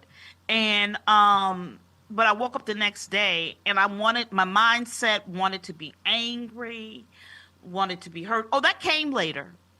But what I realized was what I was joyful for is the fact that I live in a bubble. Yeah. I live in a bubble with great people.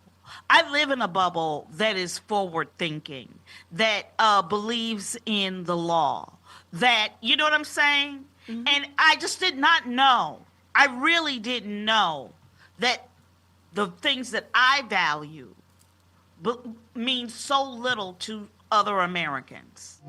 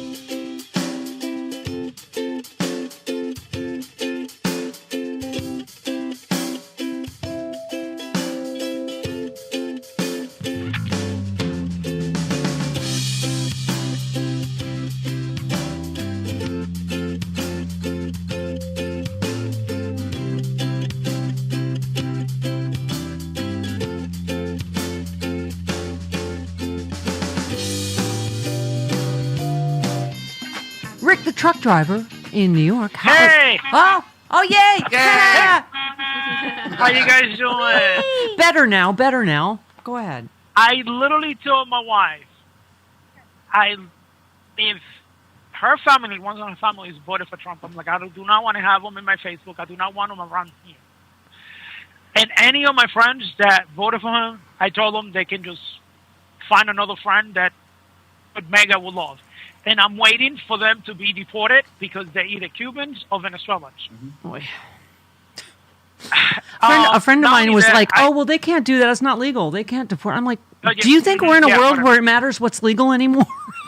Yes. Not only that, I heard. I don't know if I'm true or not. So don't take me 100%.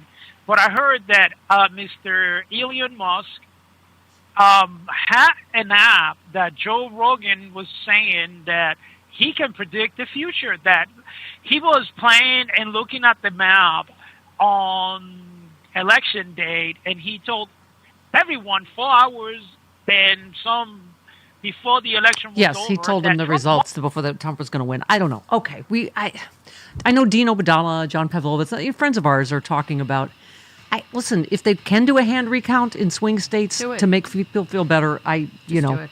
Yeah, I don't know. I'm not. This is above my pay grade. Whether do I think Elon Musk and Putin and Trump would stop at anything? No, but again, we would have to be able to prove it, right? 29 minutes after the hour, coffee with.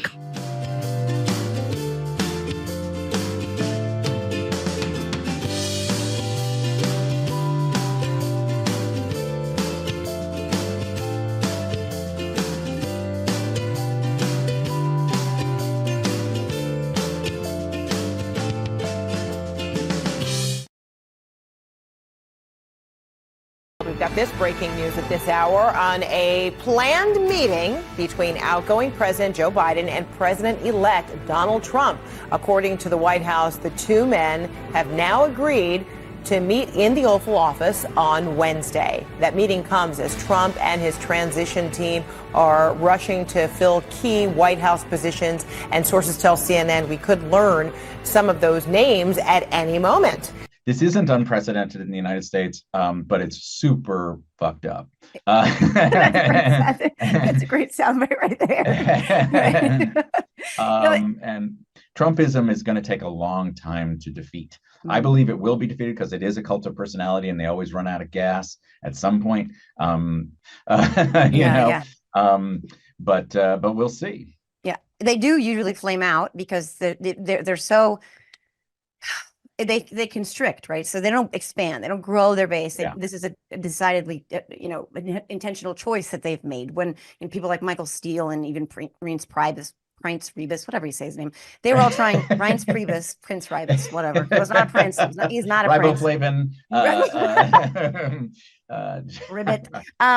No, they were trying to expand the base, and the powers that be were like, no, we want to lean in on this cult of personality thing, and that's where they're at now. And they usually do flame out. The difference is, and I'm a little bit obsessed with reading, now books by Timothy Snyder and stuff about how democracies die and tyranny and of the minority, et cetera. Where you're like, oh, the one fundamental problem here is that the Republican Party has all these levers of power and these ways to cheat, where they found all the cracks and the fissures and the little openings in the democracy that we have that is so fragile to begin with, and no one really seemed to ever want to occupy those spaces or exploit them as much as they do. But they have found it's almost their singular mission, right? Because they know they can't win legitimately because the society has evolved to a point where all societies do, that their hold on power that was based on their birthright, the way they see it, is bound to flame out. But they're like, no, we've got a few other tricks up our sleeve. Yeah. And this moment in time also feels a lot like, to your point, it feels a lot like the reaction to the systems towards something better that you were talking about, right? They were like, oh, wait a minute, hold on. They're trying to do things that advance rights for Black people and women. Wait a minute, we can have a Black president? Wait. Hey, you guys, wait. And of course they would bristle at that. They're like, no, he had Omarosa, Black friends. Yes, they have young black politicians. They have Byron Donalds, and they have but in the end, whenever they're talking about they're talking about white people. And it's I don't know that they get it. A lot of them have couched it in religion. A lot of them feel that he's defending Christianity, which is hilarious to those of us who, like you and me, who grew up, in the New York City area. Yeah. No, he's not a Christian. He doesn't go to church. He barely knows any of that. He's made that bargain with evangelicals, and he and I thought actually once they captured the Supreme Court, they'd lose interest in him, but no, they have maintained their interest in him. Yeah, because now it's a war against wokeness. It's a war against others, and that's the thing that, again, going down those rabbit holes of history and seeing the patterns here, where maybe it doesn't repeat itself, but it certainly does rhyme. Like, that's the key, right? Is in othering and making sure that there's always sort of this enemy or some threat to you that keeps you constantly like, but I need a protector, I need a strong man, I'm scared, I don't understand all this stuff. And that's where they come in. And that's been sort of so elemental to them leaning further into this.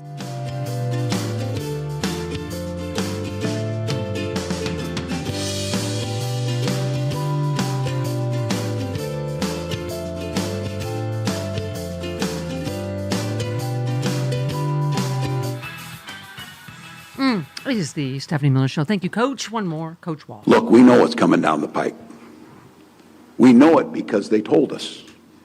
And we're going to have to be ready to defend the progress that we've made here in Minnesota. The other side spent a lot of time campaigning and talking about and promising that they would leave things up to the states. Well, I'm willing to take them at their word for that. Reading more of this analysis of how close this race actually was, and just not to let them make you feel powerless and like this was some huge landslide mandate. One analyst is saying it's not the top to bottom repudiation of Democrats as it first looked like. And the way to respond is not to launch a civil war within the Democratic Party. Unfortunately, that's already begun. Centrists blame the doctrine of woke, with particular ire for trans Americans. We see you, New York. Representative Thom. Leftists say that Democrats abandon the working class. Yes, we hear you once again, Senator Sanders. Both positions are wrong. Others point fingers at the Harris campaign. Meanwhile, much of the media hypes Trump's win as a landslide, which would seem to validate his racist, anti-worker agenda. When all the votes are counted, Trump will likely end up with the narrowest margin of victory since 2000, and it's probably in large part because a lot of 2020 Biden voters stayed home. Yeah. So her separating herself more from Biden, it's like all of this analysis now, I don't, a lot of us were already not happy that he was pushed out, you know what I mean? And so I think she was in such a no-win situation, not to mention that they did have a historically successful, administration, and she was very loyal to him. That's not a bad quality. No. It's just, I've been thinking about what Mary Trump must feel, and she wrote a piece about it, just called "The Media Want to Blame Kamala Harris." She said, "Is this anti-woke enough for you? With very little insight and even less self-awareness, it looks like some of our so-called elites and the so-called liberal media have figured out what went wrong for Democrats this election. It was wokeness." She just to skip down, she said, "A system so broken the Republican Party actually nominated and America elected an insurrectionist in direct violation of Article 3 of the 14th Amendment, had nothing at all to do with the dark turn we've taken. According to those who should know better because it's their job to know better, Harris's loss had nothing to do with the waning influence of legacy media, the corruption of corporate media, or the siloing of information, or the fact that an oligarch hijacked one of our major social media platforms and turned it into a machine that turns out a continuous stream of disinformation.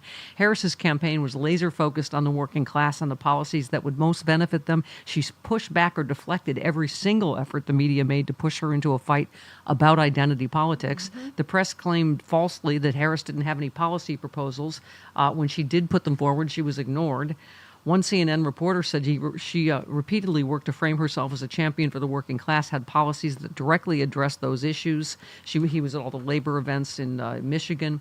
And Mary just concludes it's too uncomfortable to confront the fact that far too many Americans, including white women, simply will not accept a message of support if the messenger is a woman, especially a black woman. What makes this worse, of course, is that Donald and Republicans are the enemy of almost every single policy aimed to help the working people of America. Yep.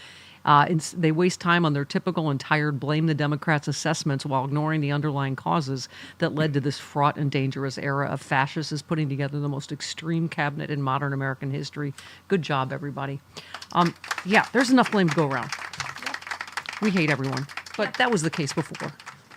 We do hate everyone. So nothing's really changed in that regard. Not at all. In that regard.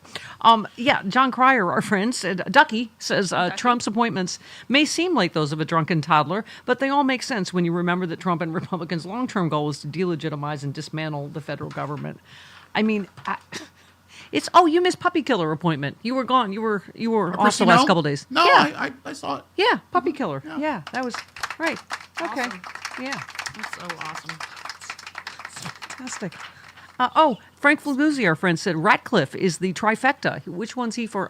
John for, I don't know which department. Does it matter? Forget. Frank says he's the trifecta: incompetent, unqualified, blindly loyal to Trump, not America. Trump picks, Director of National Intelligence. Oh, yeah. John Ratcliffe. To lead the CIA.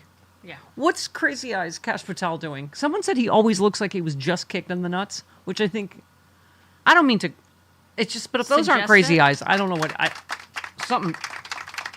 Okay. So what's he going to be? Director of... is he part... Oh, no, he's not part of the... No. Yet. Okay. He hasn't been named for anything yet. Oh, here's one for you, Chris. We missed you. People had to be wrong in your stead. Oh, okay. It was all Bob Dylan songs. Sean kept guessing Bob Dylan songs. Or the Beatles songs. And he was always wrong. But he got Shakespeare right. Oh, that's true. Okay. King Lear, yeah. Who said we cannot allow a con artist to get access to the nuclear codes of the United States of America? Roy Jetson. No, that would be our new Secretary of State, Marco Rubio. Said that of Trump because when he had a spine or something. Okay. John Fugelsang, someone named John Fugelsang. I've heard of him. Says, remember, the Germans needed to see Berlin turn to rubble before they realized they had been suckered by an authoritarian nationalist con man. We were mentioning earlier, and everybody's talking about who's this guy? Oh, he was mentioned in a piece in the Philadelphia Inquirer. He's the one that said, Trump is like Hitler, and I voted for him. Who knew in 2024 saying you're like Hitler is not a... Bad thing? Yeah. Yeah. Right? It's not a deal breaker. No. Yeah. No. It's a both sides do it. It's a, multiple choice. It's a whatever. It's an opinion question. It's Winston Churchill v. Hitler. Right? Yeah. Oh, here it is. A Pennsylvania man's reasoning behind his vote for Trump has gone viral. Matt Wolfson. Hi, Matt. Hi. 45-year-old former construction worker. He said he did not love the dictatorial aspect of Trump's personality, but thought it could help the country keep the country out of wars. No. And maybe bring peace to some other conflicts, including in Ukraine. No. He's good and bad. See, because both sides do literally do it, Chris. Yeah. People say he's a dictator. I believe that. I consider him like Hitler, but I voted for the man. I consider him like Matt. Hitler. Atta man. Wow. Joe Walsh said that quote is insane, but it's not at all atypical. I've heard so many variations of this very same quote this past year from so many people who intended to and or did vote for him. Julia Davis said this passage is MAGA in a nutshell. So I guess that's why J.D. Vance was not disqualified from being vice president, because I guess that is a compliment now in 2024 to be America's Hitler. Yes. Didn't he also call him cultural heroin? I assume calling someone like heroin's generally not a compliment, but I guess now it is. Apparently. All right. Let's go to Karen in Chicago. All right, then. Welcome to Hitlerburger. Oh, okay, well, welcome to Hitlerburger. May hey. we take your order? Would you like the waffen fries? Waffen fries. Did you come to have mine lunch? Mine lunch, yes. I'm looking for mine lunch. Okay, first of all, Matt, we're not technically in any wars, point of order. But, and Biden got us out of one of the longest wars that we've ever been engaged in. Thank you. But that doesn't matter now. And Hitler, as we said, when you think of anything, when you think of Hitler, you think anti-war. Yeah. Yes, absolutely. Absolutely. He was a peacemonger. Yep. So I called in with some other points, but since you guys were on this subject talking about how it is not about politics, it is personal. I have some Republican voting relatives that in 2016, I know that they voted for Trump.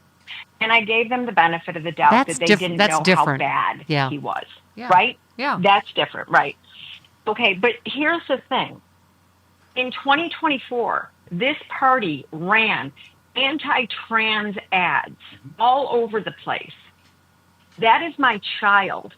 Now, I don't feel real good about, now that I know how you feel about my child, now that I know how you feel about Democrats in general when they use the rhetoric that they're going to hunt Democrats. Yeah. Now that you know who this guy is, that he got us into a pandemic, and I'm sorry, I don't care what anybody says, every single death in this country he insulted is every because of single him. segment of the population. He name called every in just the most hateful, nasty fashion ever. And now they want us to be nice. I'm not going to sit down. And like I said, I am not going to sit down and celebrate the birth of a brown baby when if his family came to your door, you would turn them away. You would not clothe them. You would not give them shelter. You would not feed them. So I'm done with that. I cannot look at these people, and I am not. Look, I'm trying to figure this out, and this is one of the things that I am really anxious about because this is my husband's family, okay, and I would never want to do anything to hurt him. So he's like, well, you may feel differently in a month. And all I can say to that is, if I have to show up there, I am not giving you access to me. Right. I will sit there. I will bring the mashed potatoes. I may lace them with laxatives. And then I will then sit there like a stone and say the bare minimum to you because you're not going to have access to me anymore. Yeah. I'm done with that. Yeah. And that's how I'm feeling. And if I may, okay, so the points that I wanted to make, and this is like the first time in a long time that I have not been up against a hard break. So basically this election, women were told that we don't matter in this country. Yeah. Marketing companies allocate 85% of their resources to targeting women. One of the Steph Head Walkers suggested an app called Goods that shows which corporations, which companies donate to which party, which ones don't, donate at all. I know that you're not a fan of boycotts. Yeah. But I do think, support the good to your people. point with Credo. Yeah. Yeah. Support the good people. And then here, but one thing, I was listening to Zerlina before your show, and she had a guest on, and I'm sorry I didn't catch her name, but what she said was, it's not just enough to go out and protest. We have to think a little bit more strategic and a little bit more effective in our protest. So it's not enough to vote anymore. What we as women, because we are such a huge targeted demographic, need to do is if we're going to organize the protest with these corporations that help this guy get elected. Yeah. And that I thought that was a very interesting thing, point to make, because we're not going and protesting the actual, government, but we're going and protesting the people that helped this person into power. Yeah, and support the people and I think that share your values. Yeah. All right. So, by the by, what was I saying? Oh, by the way, here's some for all y'all that the day after the election Googled what's a tariff. I think we tried to impart this information. When a tariff is imposed, it increases the cost of importing a product into a country, and the importer will pass it on to the consumers through higher prices. Absolutely. Also, 1 + 1 = 2. Thank you, call to activism. They're already starting to do it. Chris, to your point, I get what you're saying about, it can feel to some people like talking down to them if you tell them things don't cost too much. But what I'm saying is we never said things don't cost too much.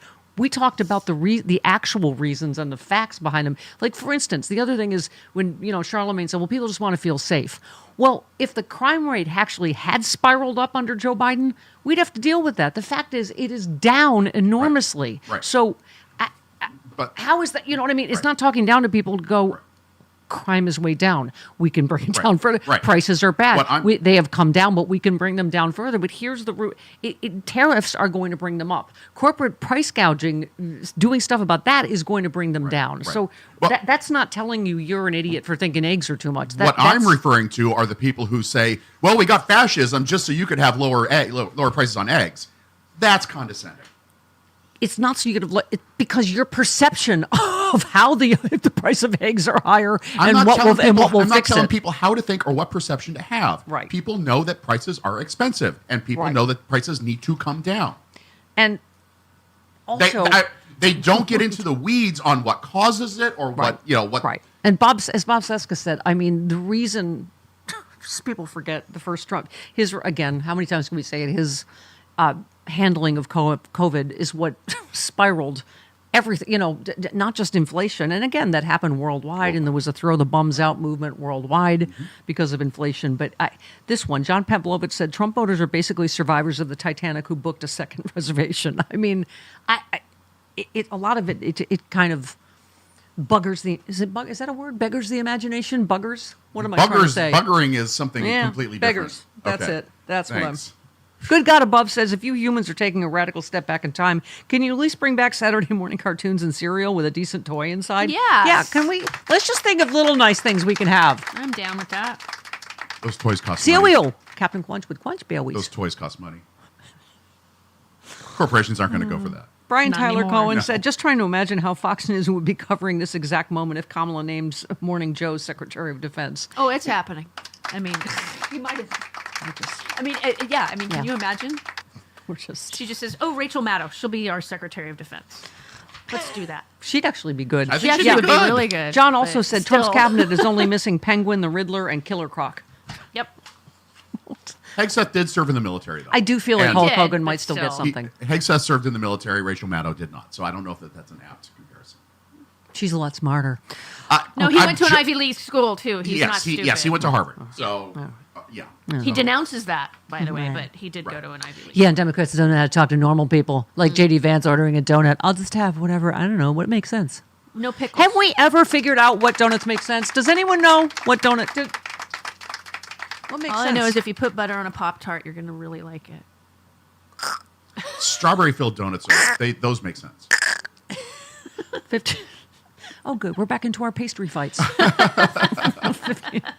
50 minutes after the hour. President of the Fairfax County School Board. Thank you. Thank you. We need to redo that jingle. Yes. Hey, Carl. Good morning, honey. Thanks for calling in yesterday. We needed each other.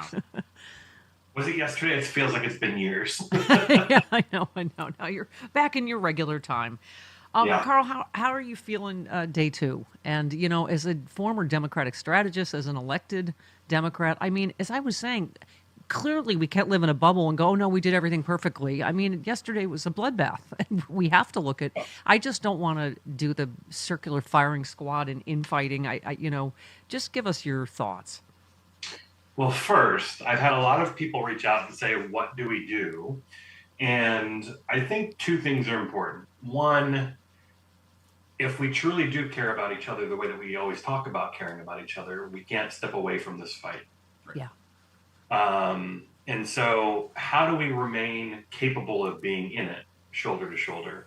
And I think two things are important. One, people need to find joy outside of politics as well, right? So find the things that you like doing and lean into those things. As long as this show is still part of that. Yeah. Right. Just Has to this be show. part of it, Maybe just right? this show. And then I'm not saying to step away from politics. I'm saying you grow your life around also the things that you find That's right. joyful that are not impacted by the orange menace. Yep. And so do that. And for me, that includes spending more time with my friends, my dog, etc.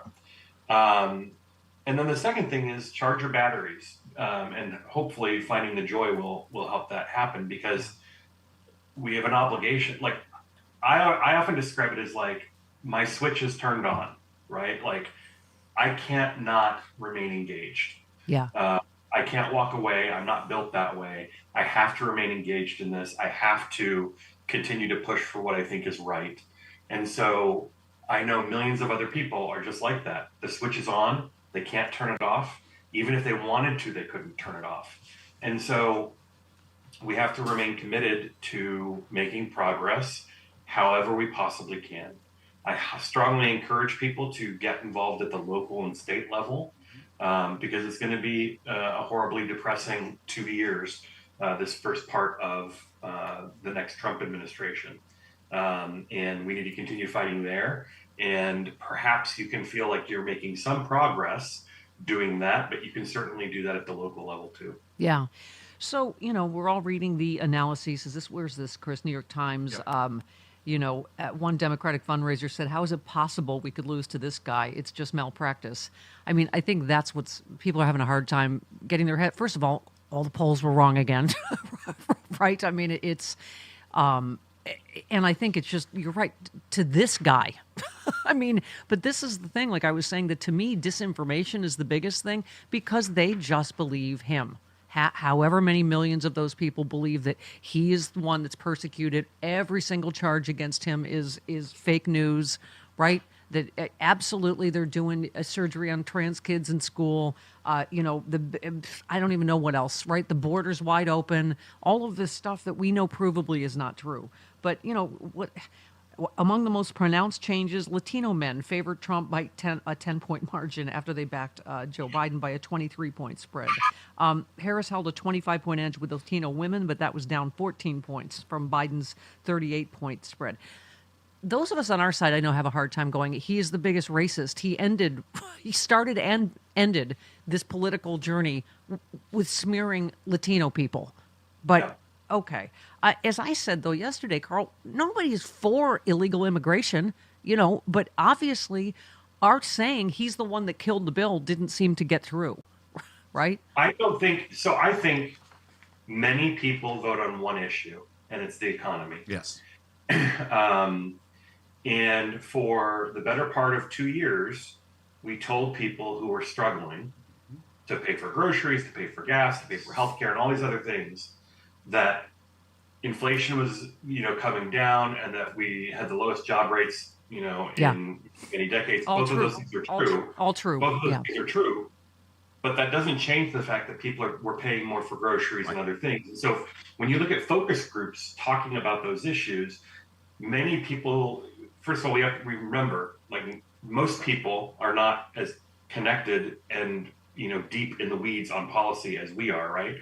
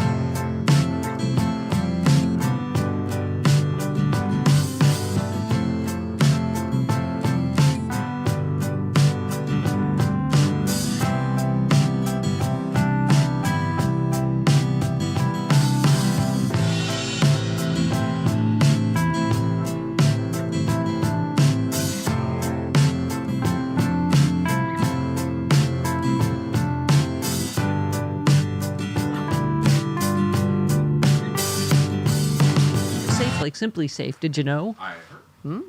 Okay. Desert Democrat says Kristi Noem heading the Department of Homeland Security. She has zero qualifications for that, of course, unless we're invaded by untrainable dogs. And I like the New York Times cover that they mocked up. Kristi Noem, how killing innocent animals is almost as fun as riding Corey Lewandowski's pork whistle. Pork whistle. Oh, God, Chris is just... That's fantastic. Stephen Beschloss, who will join us next week. Yes, says recognizing what's true and speaking truth to power is going to get harder, but it's the duty of every journalist and pro-democracy advocate so that we don't lose touch with factual reality. Please support those who do in whatever way you can. We got 11 billion downloads for our filthy podcast happy hour with JoJo from Jers and Spicy Jody yesterday. Please, that's one way you help us. Download all of our happy hours every day. Yep. Give them 5 stars, right? Yes. Support all our sponsors, and there you go. And I wasn't even here to rein you guys in yesterday. No, there was no raining. Oh, the patriarchy, we would have smashed you with our stiletto. So Sean was completely Oh, yeah. His useless. face was melting like in Raiders of the Lost Ark. He was like, Yeah, he was the not heat of our angry vagenda of manicide. Exactly. Mm-hmm. Jojo tweeted, so the brainworm serial cheater who decapitated a whale and dumped a dead bear is going to be in charge of the nation's health, and the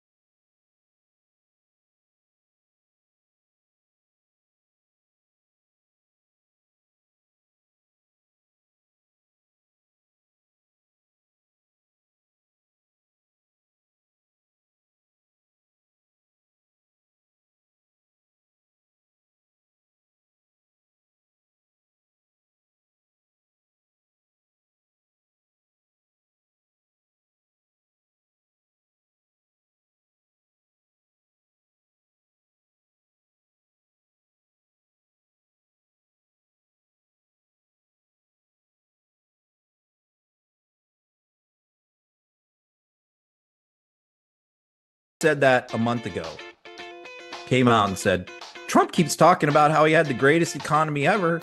He inherited that from me. He just continued what was happening, and I was the one who cleaned it up. And then he wrecked it in his last year.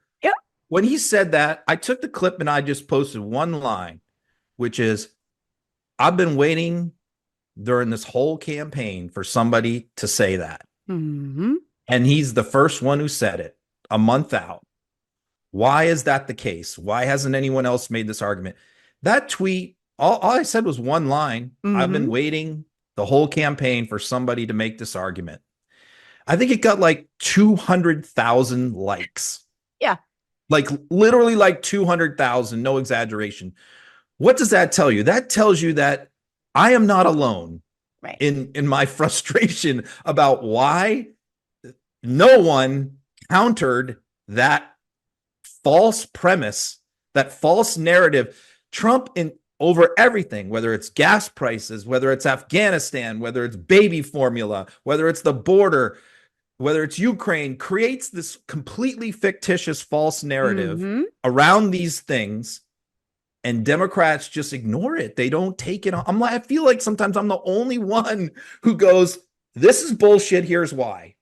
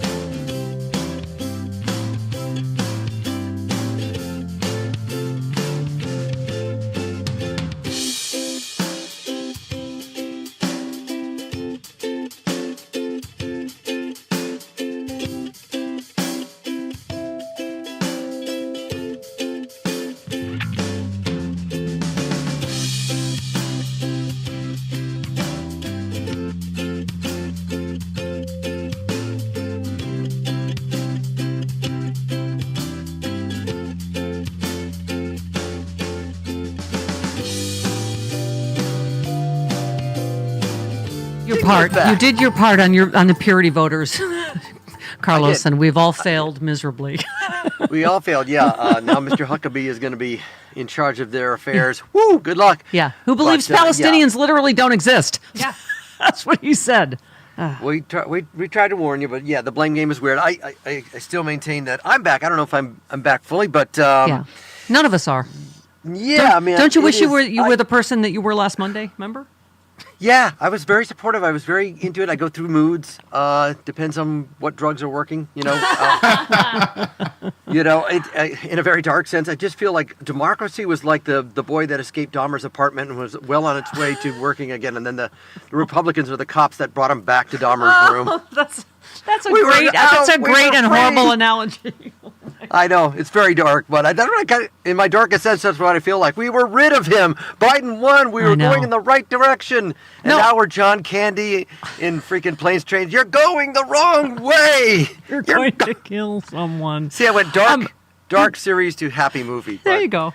No, you're absolutely. All these analogies are apt. I mean, Frangela said that. It's like, your mom's going back to the abusive drunk that beat her, but she's taking you with her. I mean, it's And again, I don't think there's anything any candidate could have done to win this election. I think, as I saw, maybe it's a tweet based on your show, somebody from Venezuela who said how their leader was put in power with oligarchs. With all the right-wing misinformation you're talking about, with Mark Maron talking about podcasters normalizing Trump's behavior, there's nobody that was going to stand a chance against that avalanche of misinformation. So no Bernie Sanders. This wasn't about leaving the working class behind. No. This was about hate, fear, racism, and it always has been. And as I said, Bernie voted for every single one of those bills that helped working people that Democrats passed and then took credit for them. And now everybody's here to try to, throw blame and protect their image or legacy, or whatever it is. I love this. Mary Trump's headline was, "The media want to blame Kamala Harris. They should take a look in the mirror." Ellen said so much this. They successfully managed to blame Hillary Clinton and thereby avoid any self-analysis or correction, but that shaggy dog won't hunt anymore. It's so counterproductive, Carlos, all of this. Yep. It doesn't work. It doesn't matter. And, by the way, I know you're particularly excited about Health and Human Services Secretary Bobby Kennedy, possibly. Oh, boy. You retweeted. Let me help you with that bear. You retweeted Annie, who said Calgary stopped adding fluoride to its water in 2011. What happened? The need for intravenous antibiotic therapy by children to avoid death by infection rose 700% at the Alberta Children's Hospital. I mean, oh my God! Yes. I just watched a clip of him saying that COVID was genetically engineered to spare Jews and Chinese people. I'm like, oh. But here we are. Yeah, it's a confederacy of dunces times 5. It's really the darkest, grossest circus tent administration that we're probably ever going to see, worse than the second one. And again, the fact is, don't blame this on Democrats. Blame this on Republicans that did not have the courage after January 6th to say, no, he's done. That's it. We're all voting and impeaching and convicting. I can't hear this beating up on Democrats when they did zero self-reflection when he lost the popular vote twice in a row. And, they voted for a 34-count convicted felon rapist that called every group, every name in the book. And we're supposed to go, what's wrong with Democrats? I mean, it's just... And again, their platform near the end of the last couple of months was not about, leaving the working class behind. We're going to be pro-union. We're going to raise the minimum wage. It was about Puerto Rico is an island of garbage. Yeah. Whatever's wrong, hate, prices, fear. It's all brown people. All brown people. They're taking your stuff. They're taking your hurricane relief. They're coming to kill you. Yep. Yeah, your rights will be taken away. This country is going to no longer be going to recognize it. So, I don't buy that it was about economic policies, leaving the working class behind, or anything Bernie Sanders says. I'm sorry. I think he's clinging to an ideal that's just gone. Yeah. It's gone. Ann said, I'm hoping we don't all die of polio and COVID and everything else that Bobby Kennedy Jr. won't allow us to be vaccinated against. And avoiding COVID for 3.5 years. I've had it twice since October. I never want to get it again. I also don't want polio. It's so interesting. I've Robin Trish of Robin Trish. Yeah, both got COVID recently. And one was up to date on their vaccines, and it was much, much milder. And the other one wasn't, and it was not mild. I mean, are we really going to have this debate again? About what vaccines. I did in the gym. It was so funny. I did in the gym, and I flew to Rhode Island Comic Con. Thank you, Rhode Island Comic Con. I met some Steph heads there. And I sat next to a intensive care nurse from Sydney who was going to a conference.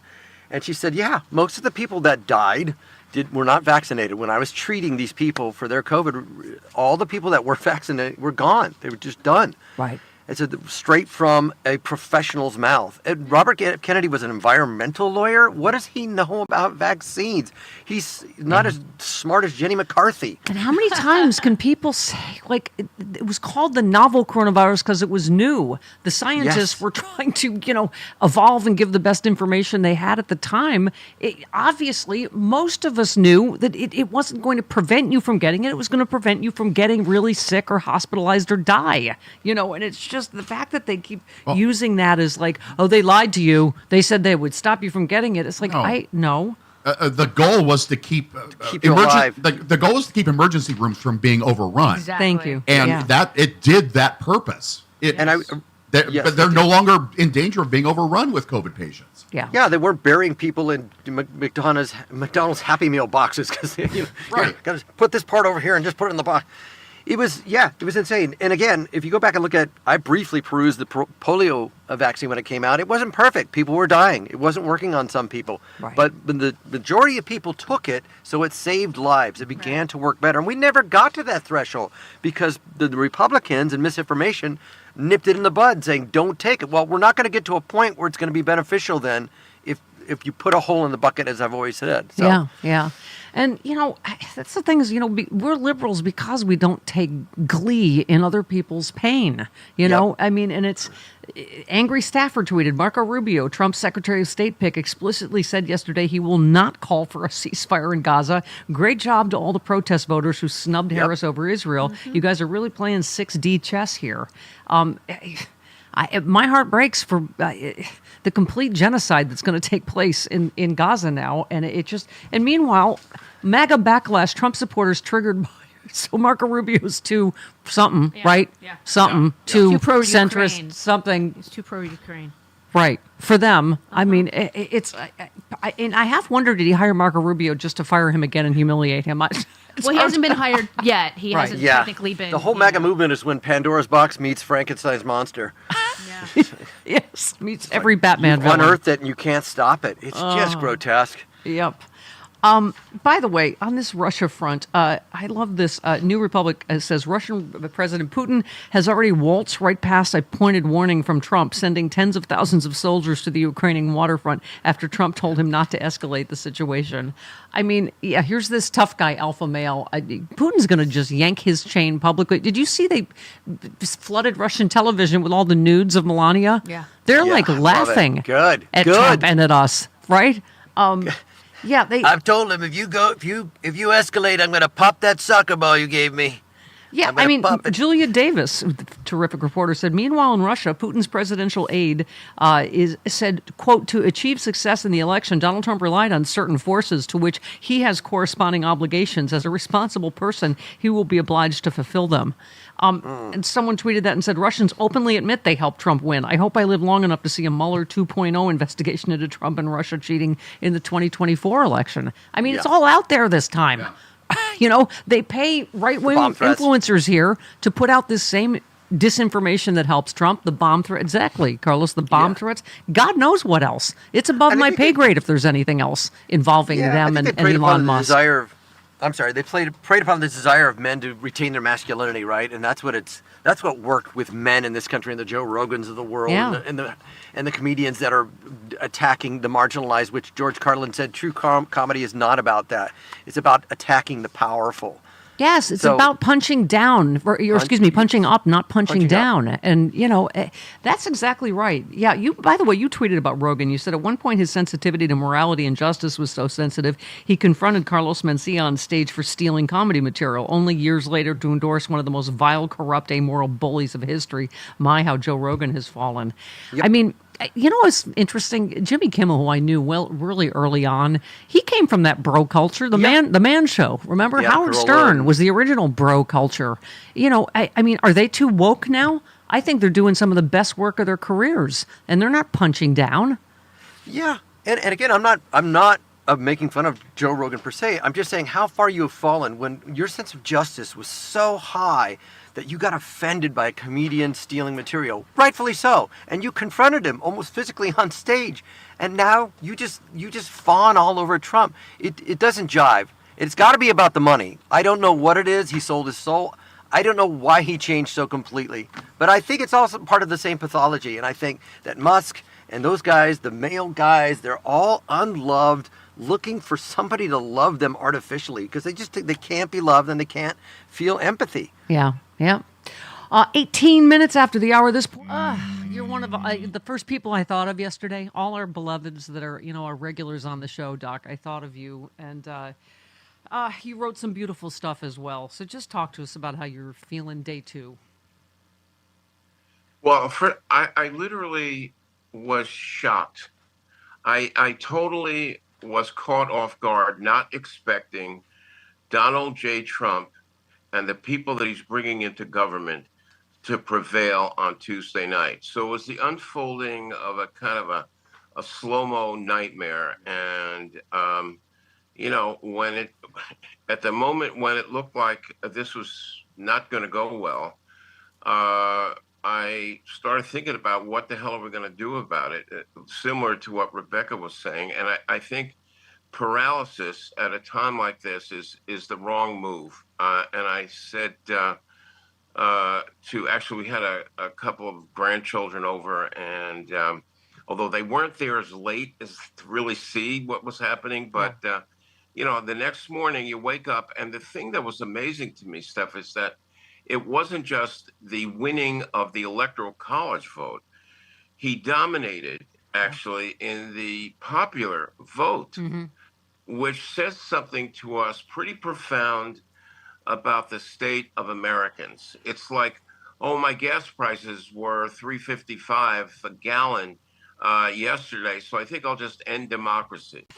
I had people say to me, we got all these migrant families in New York now. We have no place to put them. One of my son's soccer fields on Randall's Island has become a camp for migrants. So why don't we just end democracy? Yeah. And bring a misfit, deranged autocrat to become the president of the United States, to answer these grievances, which, by the way, and somebody actually talked to me about how they really were going to go Republican for the first time because of the migrant issue. And I said, may I remind you, there was a bipartisan freaking bill that didn't break through. Solved a lot of it. Yeah, the facts on our side didn't break through. That Donald Trump, I hate to say it, this con man is, I guess, good at politics because he used it exactly the way he wanted to. He killed the bill, made the problem worse when only I can fix it, and millions of people bought that. Karen said he's got some kind of evil genius about him because he tapped into the things that would allow people, to give people permission to vote for him, in spite of his absence of humanity, his absence of character, his absence of honesty. And look, we paid a price here, and I think we will get through it. What bothers me, as I tweeted about yesterday, is that he brings with him a whole new government. It's not just Donald Trump, the guy, going to go sit in the Oval Office, because sitting next door to him is J.D. Vance. And all throughout this, the West Wing and the Eisenhower office building next door to it, we have people who are basically crazy. You summed it up. The robotic anti-Ukraine perpetrator lies about pet-eating immigrants, next president in waiting, J.D. Vance. The architect of the family separation and children in cages policy, Stephen Miller. The soon-to-be-released from jail, violent insurrectionist Proud Boys leadership. The former Trump national security advisor who lied to the FBI about illegal interactions with Russians, Michael Flynn. And the anti-science, anti-vax conspiracist, Bobby Kennedy Jr. You said, rest assured, many of us are ready to fight the dark side with every moral, logical, political, and legal tool we have at our disposal. It is a rogues gallery of I don't know what, just the ones you mentioned, Doc. Oh, no, I just was giving a few examples. If we could go on, and then it's going to be a bunch of people that get fired, major federal agencies that'll be defanged or eliminated. Look, we're going to have challenges. And the question, like people are saying, and like Rebecca summed it up in that email to you, is, okay, this is a hand that we were dealt, and nobody that's listening to your show nobody wanted this outcome, but this is what we got.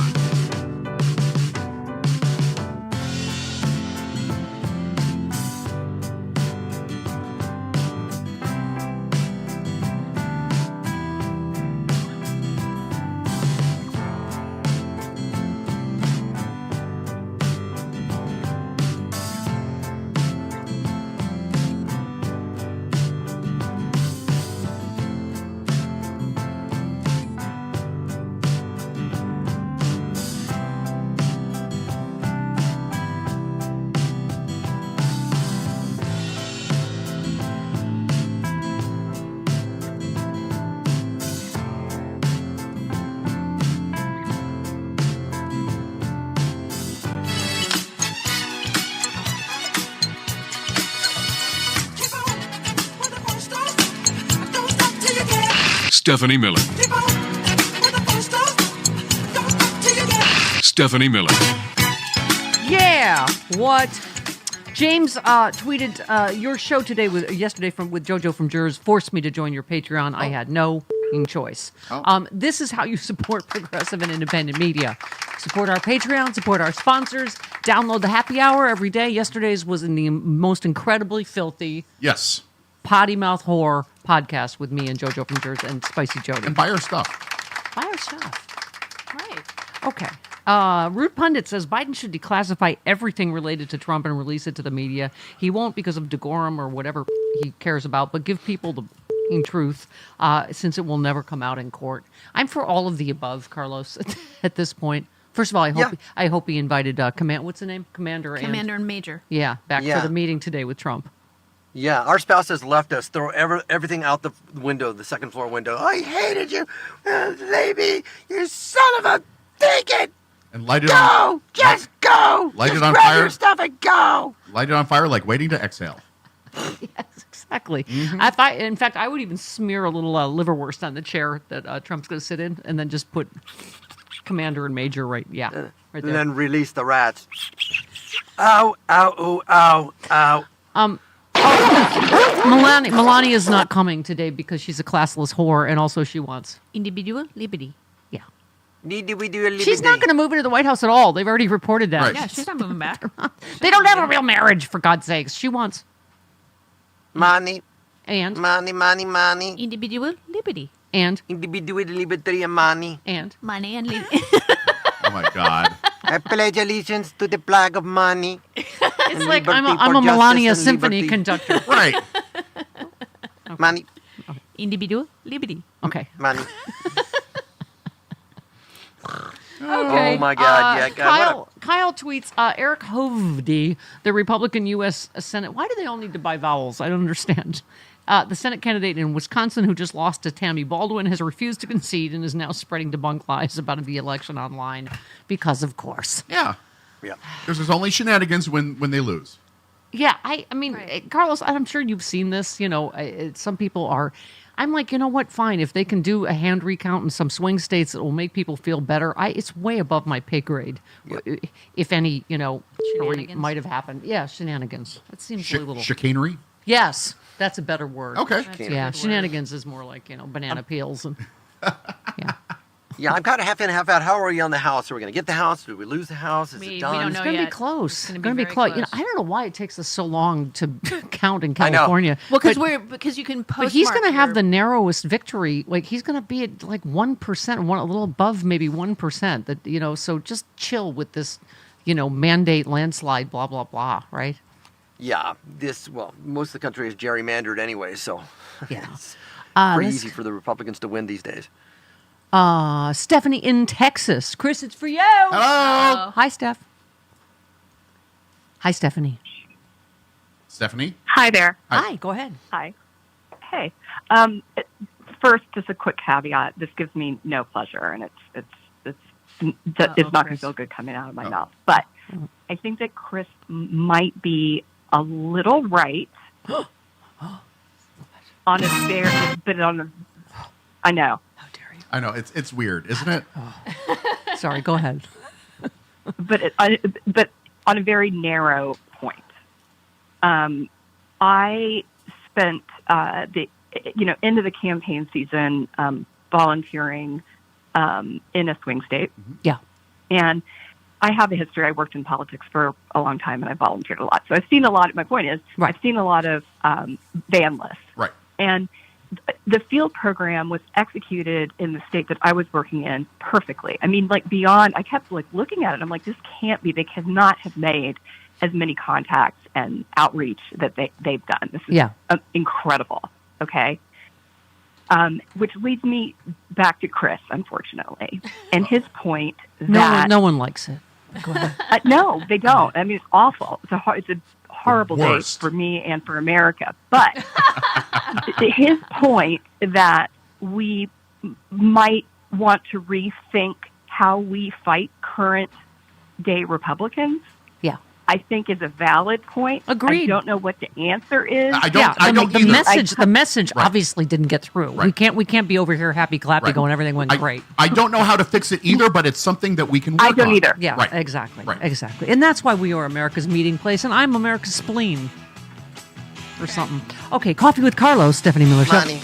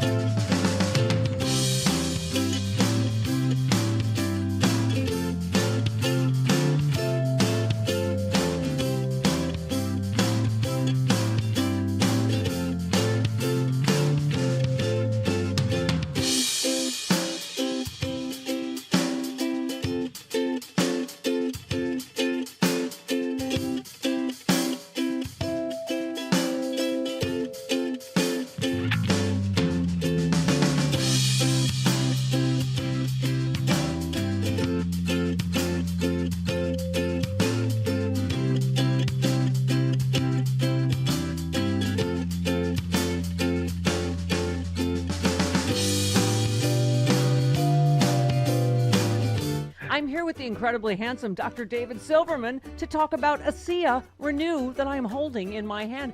This stuff is amazing. Revitalizing Redox gel. You hold up, you have you can either, it comes in drink form, and this is the gel form. I that supermodel Carol Alt will be promoting this. She's taken so many jobs from me, so I am so happy. Just to give some context, because I have to tell you that this is very unique. This is not, it's not a pharmaceutical, it's not a nutritional product.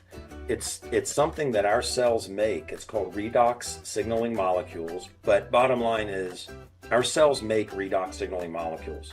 Your body makes it right now, but we all made more of it when we were younger. What's in this bottle is in you, it's in me, right? But I'll be 64 in 2 weeks, and I feel like I'm 30 years old. I've been drinking this for 13 years. Wow. Doc, what a thrill to meet you and to hear more about this, because, you know, it's you just kind of go, oh, it works, but to hear about the why is fascinating to me. Dr. David Silverman, what a joy and a pleasure, and thank you so much.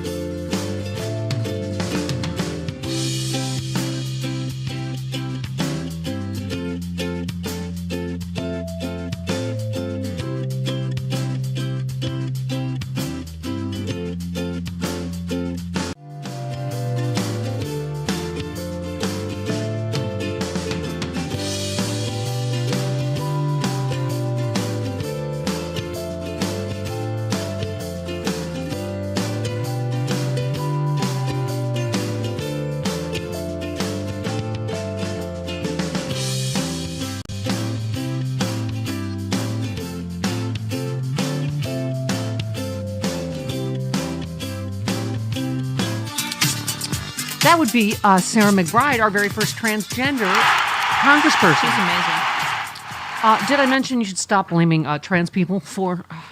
Let's just stop the blaming in general. I think this is counterproductive. Carlos, somebody else was saying, Shannon Watts, I think, who has a trans child, just said it's also a $143 million campaign they did against trans people. I mean, who are a tiny, infinitesimal section of our society. And I just said, let's not bully them further.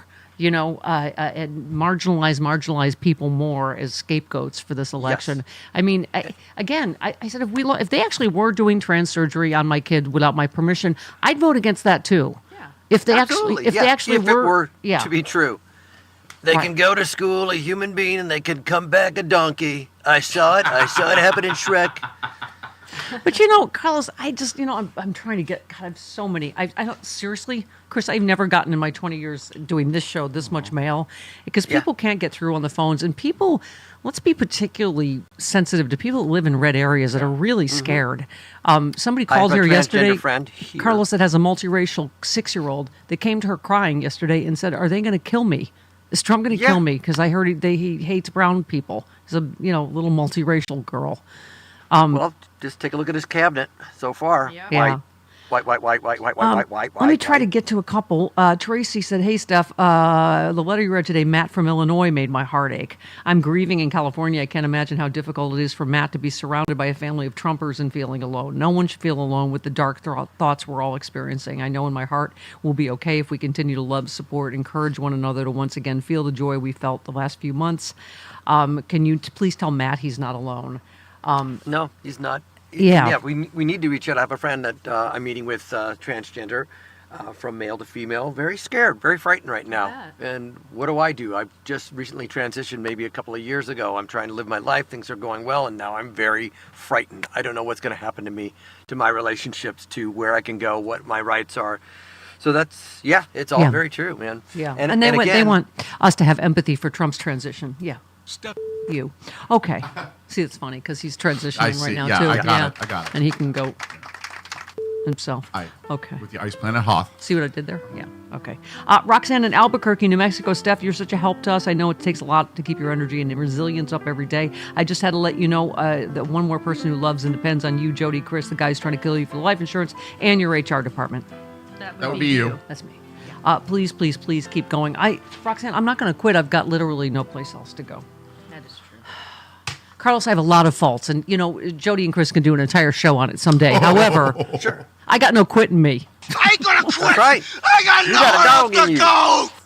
No, it's my country too. We love our country, and we are not. I just keep trying to, not by way of being happy clappy or spinning it. I just keep trying to reinforce to people we are not some tiny minority. We are. I don't know what's it going to be, Jody. What's our last? It's count? Almost at 73 million for her right 73 now. million of us. He's going to get 1 percentage point more, or a little more, perhaps. I also think it would be hilarious to watch you try and do progressive talk radio in Tajikistan. Oh, yes, sure, that'd be fun. Yeah, would it be bad sound quality? Do you think, Chris, through a burqa? Sure, I think so. I think if we put the microphone underneath the burqa, though, it would help. Yeah, that would work. To me very carefully. Put my country back. It's funny. Yeah. Okay, one last one. Listen, whatever place you're at in your cycle is fine. Rita is still drunk, and that's fine. Oh well, I mean, we don't judge. Sure. Aloha, Steph. I am still drunk. From 11.5, so please excuse any gaffes, typos, or really bad swearing. Mahalo for helping me get through this crap fest. Well, you and, a lot of absolute vodka. Chris is also drunk, and he is in solidarity with you. Yeah. Even though I have a podcast subscription, so very cheap and so very worth it, and one of the ways to support democracy and progressive media in America. StephCast. Yeah. Being an old lady, I get up at 0400 hours at dark 100 to watch the show on Free Speech TV from Hawaii. That's early. Yeah. Mahalo. First, I've shut off all media except you and your beloveds and comedians. This has helped. Second, my response to all things in person MAGA is you and go to hell so you'll be with your dear leader someday. That's fine. Now for one favor. Please don't play his voice. Quote him if you must. Just don't make us listen to that giant piece of orange crap. I fear I will lose it completely. Much aloha to you all. You get sound bites, lady. And mahalo to you too, Rita. Unfortunately, I think that's a good. I think we'll just stick with my impression and Carlos's impression of Trump. I think He's going to be president. I don't. Whether you like it or not. I don't think I can. I can't. Yeah, I'm just sad for that. I just went to a soccer game with a pretty credible friend, credible source, who said, we went to dinner in the days with Trump when he was judging beauty pageants, and man, the stuff that he said to Billy Bush about, I walked up and he goes, that was G-rated compared to what the conversation was at the table. Yeah. Guys, he is a disgusting, lying, traitorous, coward, POS. There's just, you cannot spin not one that redeeming this guy's a quality. decent human being. Yeah, not one redeeming quality. Sad. I'm just sad. I'm more sad than angry today. My sad meter is heavier, like when it says fire hazard, yellow, orange, my sad meter's like at an orange. Okay. All right. Yeah, like the old Homeland Security colors, which I never figured out what those meant. Yeah. Anyway, Red bad. I was like, what does yellow mean? Get a Yellow, not grab a so bad. sweater? It never went down to blue or green. It never did. Like, Okay. those were the most useless colors in the world. One last, Representative McBride. Politician tries to take an issue that impacts a handful of people in a handful of states and turn it into the most important issue in an election, everyone has to ask why. And the answer to that question is that Donald Trump was trying to divide and distract from the fact that he has absolutely no policy solutions for the issues that are actually keeping voters up at night, the issues that I was hearing about on the campaign trail. And I think we have to be crystal clear as we move forward that we are going to call out the hypocrisy of Donald Trump, of disingenuously claiming that he is a fighter for working people when his agenda is pro-higher cost and pro-inflation.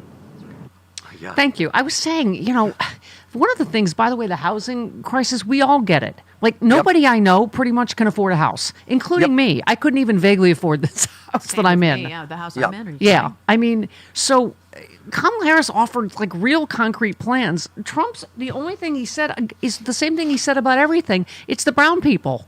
He literally said there'll be more houses. Illegal immigrants, nobody I know can afford a house. Illegal immigrants are buying all the houses, so it's all about supply. I mean, yeah, he offered solutions, but dumb ones that aren't any, that have nothing to do with the problem, right? I just bought Didi's house. I am the new Beverly Hillbilly. I was trying to find this story just about that because I remembered that, but because I just thought this whole Democrats, not just talk down to people, but they didn't hear them or listen to them about what. I felt like she did. She had actual solutions like that. Again, how is that not disinformation? If you really believe that illegal immigrants are that's the reason that you can't buy a house, or that you can't get hurricane relief, or that I on and on, right? Or that they're doing trans surgery on illegals in prison, and that's where all your stuff is. All the brown doctors that are coming across, they're doing the surgeries. Yeah, right, I'll find it. It's again, I will never, I refuse to believe that it was because we left the working class behind that the Democrats did not win this election. Yeah. It was all ginned up fear and others. And by the way, so Trump's incoming border czar, Thom, who wrote Project 2025, revealed the U.S. military will be involved in his plan to conduct mass deportations. He said, asked how he would deal with sanctuary cities. He said, if they don't want to make their community safer, my advice is them to get the hell out of the way because we're going to do it. We're going to absolutely need military and special ops. I mean, Jesse Waters talked on air about how hysterical this is going to be when they start the roundups. And so I don't know what your prediction is. Is he going to not actually do any of the things that he said he was going to do? Or knowing, this reality TV host, is he just going to do big, dumb, mean stunts that will make people think he's deporting 20 million people, but he's not real? I don't know. Yeah, no. He's going to spray tear gas this time to clear a crowd so he can hold an immigrant upside down and go, look, we got one. And we're going to get a lot more. Okay, everybody go home. He's going to do. Oops. He's going to do big stunts because that makes it to television. Yeah, so Jesse Waters can laugh like he used to laugh at homeless people on Bill O'Reilly's show. Right. And, just like he can go, ha ha, look, it's crying women and children. We need to quit saying, oh, that's ridiculous. How can he possibly do that? And we need to start fighting against it. Yeah, he's going to televise it. He's going to throw red meat to his... Right, and we need to figure out how to fight it. Yeah. Yeah. By the way, Republican senators were shocked and bewildered. Wow, they're in the leopard face-eating party now, too, at Trump's decision to nominate Fox News host Pete Hegseth as the Secretary of Defense. Tommy Tuberville, the dumbest senator in the history of the world, said, "Really? I'd have to think about it." Lisa Murkowski just said, "Wow." Senator Bill Cassidy said, "Who?" Well, Huckabee, too. I mean, and they've already preemptively just told him, "Yes, sir, we'll give away our advice and consent. We'll do recess appointments. We'll do whatever. Nobody has to be qualified. We don't, yes, sir, whatever you want, sir." I think Barron is going to be very good on foreign policy. I gave him a position from his bedroom. He doesn't have to leave. Do we know what fresh hell awaits us at Attorney General? Have we heard yet? Haven't heard yet. Oh, boy. No, not yet. We have not heard yet. Isn't Ratcliffe I vote for the alcohol content going up and it being Judge Janine, because Tom Homan already sounds drunk, and if Larry Kudlow's involved, we might as well all be drunk together, is my point, Yeah, so you got a former network guy that's going to be in his cabinet. That's sort of the definition of fascism, right? Mm-hmm. Yeah. He's plugging from his own media source and putting them into the administration. That sounds like fascism to me. I know. Someone tweeted, they were like, I can only hope, our only hope is that he fails at fascism like he's failed at everything else in his life, because he's hiring all these incompetents. But, they're not just incompetent, they're cruel, and they'll do whatever he says. Yeah, they're cruel, but the part that scares me the most is all the vaccines and all the kids. Like, nobody's getting vaccinated anymore. I love the measles. The measles are very pretty colors. I love the red. They look like MAGA bumps. They're not measles. They're MAGA bumps. They're making great bumps. MAGA bumps. MAGA bumps. Oh, my God. So, in depressing news, Jack Smith plans to step down before Trump returns to the White House. He intends to complete his work and leave his post before January. Ensuring that his investigations conclude on his own terms. I think that's smart. His goal, sources say, is to prevent a handover of unfinished business, because then they'll just declare him innocent of everything rather than, maybe at least, Carlos, getting this on the record. If Jack Smith, completes a report. Smith remains committed to delivering a final report summarizing his findings, which will be presented to, Merrick Garland. Hey, man. Who may just put it on the bottom of his sad parrot cage. Yeah. Hey, man, Jack Smith, all that info you got, man, go bury it in upstate New York where Joseph Smith can't find it. The judge in Trump's criminal hush money trial has decided to delay a key decision as Trump prepares for his... Judge Joseph Merchan said he will postpone a ruling on the impact the Supreme Court's presidential immunity decision had on Trump's historic conviction. I mean, I got above my pay grade what's going to happen with this, but... I don't. I mean, is this like Minority Report? I don't even know what this is. Are we just saying none of this ever happened? Is this? I mean, I don't. I mean, can't the conviction still stand, but you just can't sentence till after he's out of office? He can't again? be sentenced. I know. Was he going to be sentenced for something on the 26th of November? What was that? A hearing? I mean, these are juries of his peers that because he is convicted. How do you just go? Oh no, that didn't happen. Everybody just. Yeah, it is so weird to be living in this dystopian time right now. You read about it, you heard about it, you hear about it in other countries, but we've never been here before on the precipice of something falling and losing everything that was going so well. Yeah. So, listen, people should be scared. We got to keep fighting. As I read Ashla Rangapa's tweet about there are a tiny sliver of things is decided by the Supreme Court. So there are still actual judges and officials that believe in a rule of law in America still. For instance, Trump's former White House chief of staff, Mark Meadows, has suffered a legal blow. The Supreme Court refused to let him take his case to the federal. Right. They said his argument is he was acting as a federal officer when he tried to overturn the Georgia election result. So he was trying to get that bumped up to federal court.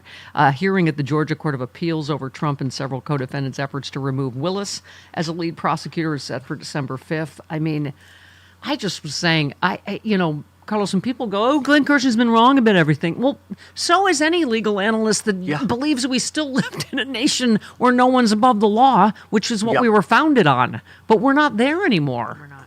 Yeah, he would have been correct in a real world, but this is a surreal world now where the Supreme Court has granted immunity to one of the biggest thugs criminals that we've ever known. So.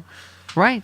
Yeah. I mean, All right. Well, on that depressing note, 49 minutes after the hour. You're right. I do need a tissue. You want me to go get you one? Yeah, sure. Okay. Hi, Dana. Steffi, I just realized I don't have my water near me, and someone told me if you drink water and you can't cry and drink water at the same time, and I'm like, my water's too far away. No, that didn't work either. Okay. Good morning, I've been honey. in and out of tears as well, sweetheart. So it's gonna ebb and flow. Depends on what people ask me, honestly. Yeah. Yes. And other times I'm fine, and then someone's like, "What's your work schedule?" And then I lose it because I have to stand on stage tonight in front of a community that is scared, and I'm supposed to make them laugh and bring them solace and. It's what we said. We're like yesterday. Hard. Nothing felt funny yesterday, right? Yeah, it's definitely hard right now. So, but I'm gonna go to work and I'm gonna raise tens of thousands of dollars for healthcare for LGBTQ people tonight. And Saturday, I'll be in Chicago with the Human Rights Campaign to raise money because we have to start building our coalition, assuming there's ever another election. We need to start building our coalition for the midterms because there are still good people that were elected in the states, and the cognitive dissonance in this country. I know. I can't wrap my head around it, and I'm not going to try. But the states have some good senators that got reelected. That's right. And to your point, you tweeted to any of my LGBTQ family who needs support, please save this photo and use the resources. There is help out there. You know, I was felt in a dark place. I got to tell you, Dana, we're all scared. I was telling Chris that the guy that owns the show, he said, you are no less than third or fourth call from progressive radio host that said, "Is my show over? Yeah. Is my career over?" Everybody's scared. You said no matter what happens, it saddens me deeply that rape, felonies, trying to overthrow our democracy, misogyny, racism, transphobia are somehow not deal breakers for tens of millions of Americans. That is the tough part. And you know, Dana, I opened the show because I know this is an issue that resonates with you. I've had to hear Joe Scarborough go off on trans people, not go off on them, but this is an issue. And I'm like, let's not bully them again. Let's not scapegoat trans people now. Like, he was going off on 85% of Americans don't think trans people should be able to play sports. And I'm like, okay, I'm not a parent. It feels maybe it's unfair or that's an issue we can talk about, but that's not what the issue was, Dana. The issue is disinformation and the lies that millions of Americans buy from Donald Trump, who actually believe they're performing trans surgery on kids in schools without your permission, and that they're doing trans surgery on illegal immigrants in prison. I mean, and that's exactly it. You know, trans people have been around for since the beginning of time. They may not have had that word that we called trans people. Or they identified as themselves as trans.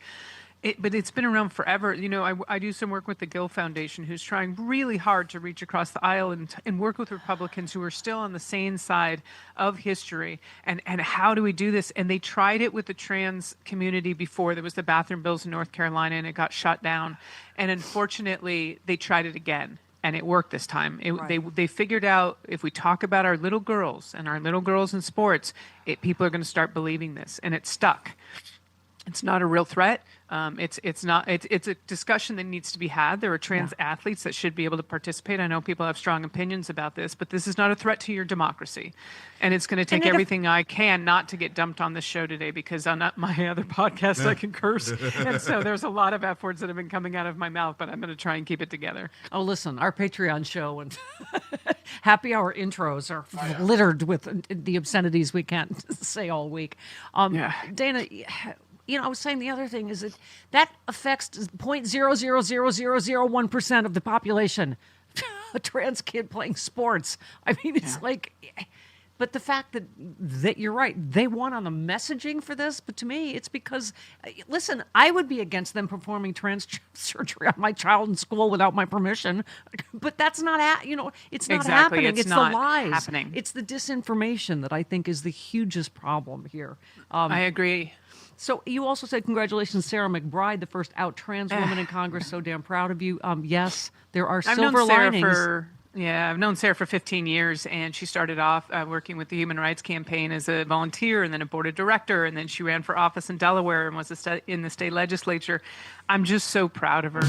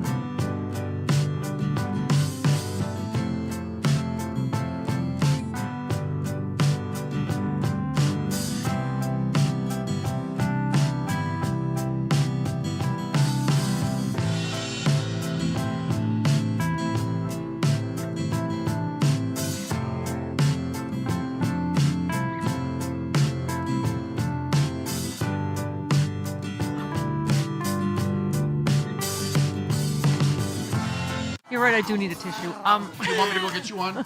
Yeah, sure. Okay. Hi, Steffi, Dana. I just realized I don't have my water near me, and someone told me if you drink water and you can't cry and drink water at the same time, and I'm like, my water's too far away. No, that didn't work either. Okay. Good morning, I've been honey. in and out of tears as well, sweetheart. So it's gonna ebb and flow. Depends on what people ask me, honestly. Yeah. Yes. And other times I'm fine, and then someone's like, I found the story I've been looking for 3 hours. Here it is. Okay. Nobody help me. To my theme, Carlos, about us losing on real issues, and that we were not listening to people or talking down. Inflation was a prominent theme in Trump's campaign, including housing costs. This is from Newsweek. But Newsweek reported would-be homeowners or home buyers are likely to face a difficult market during Trump's second term. They write, while Kamala Harris promised to build millions of homes, offered financial aid to first-time buyers, and ease regulations on building, Trump suggested that through reducing illegal immigration, he could free millions of homes for American citizens, reducing demand on the supply-tight market. Real estate experts predict mortgage rates are likely to rise. I mean... No, it's like when you say, he listened and offered... No, he offered big, dumb, unworkable solutions, right? Yeah, I'm gonna bring you. You can all the windmills that we're gonna take down because they're killing the whales. You can move into the windmills. You can be like the Dutch, wear wooden shoes. It's gonna be fantastic. Real quick, I support the sports. The San Francisco 49ers' Nick Bosa was recently fined over wearing a MAGA hat for a press conference. Really important. Went viral. He did the double handy J Trump dance. Yeah, he did. That's the gayest thing ever. He did this. I'm a 49er fan, and I just look away. Just shut up Same and here. sack. Yeah, Shut exactly. up and sack. Shut the up and passer. sack. Exactly. Oh, God, what's more alpha male than doing a double handy J dance to village Bosa ain't people? smart. We love you, Carlos Alzraki. I love you back. See you tomorrow on the Stephanie Miller Show.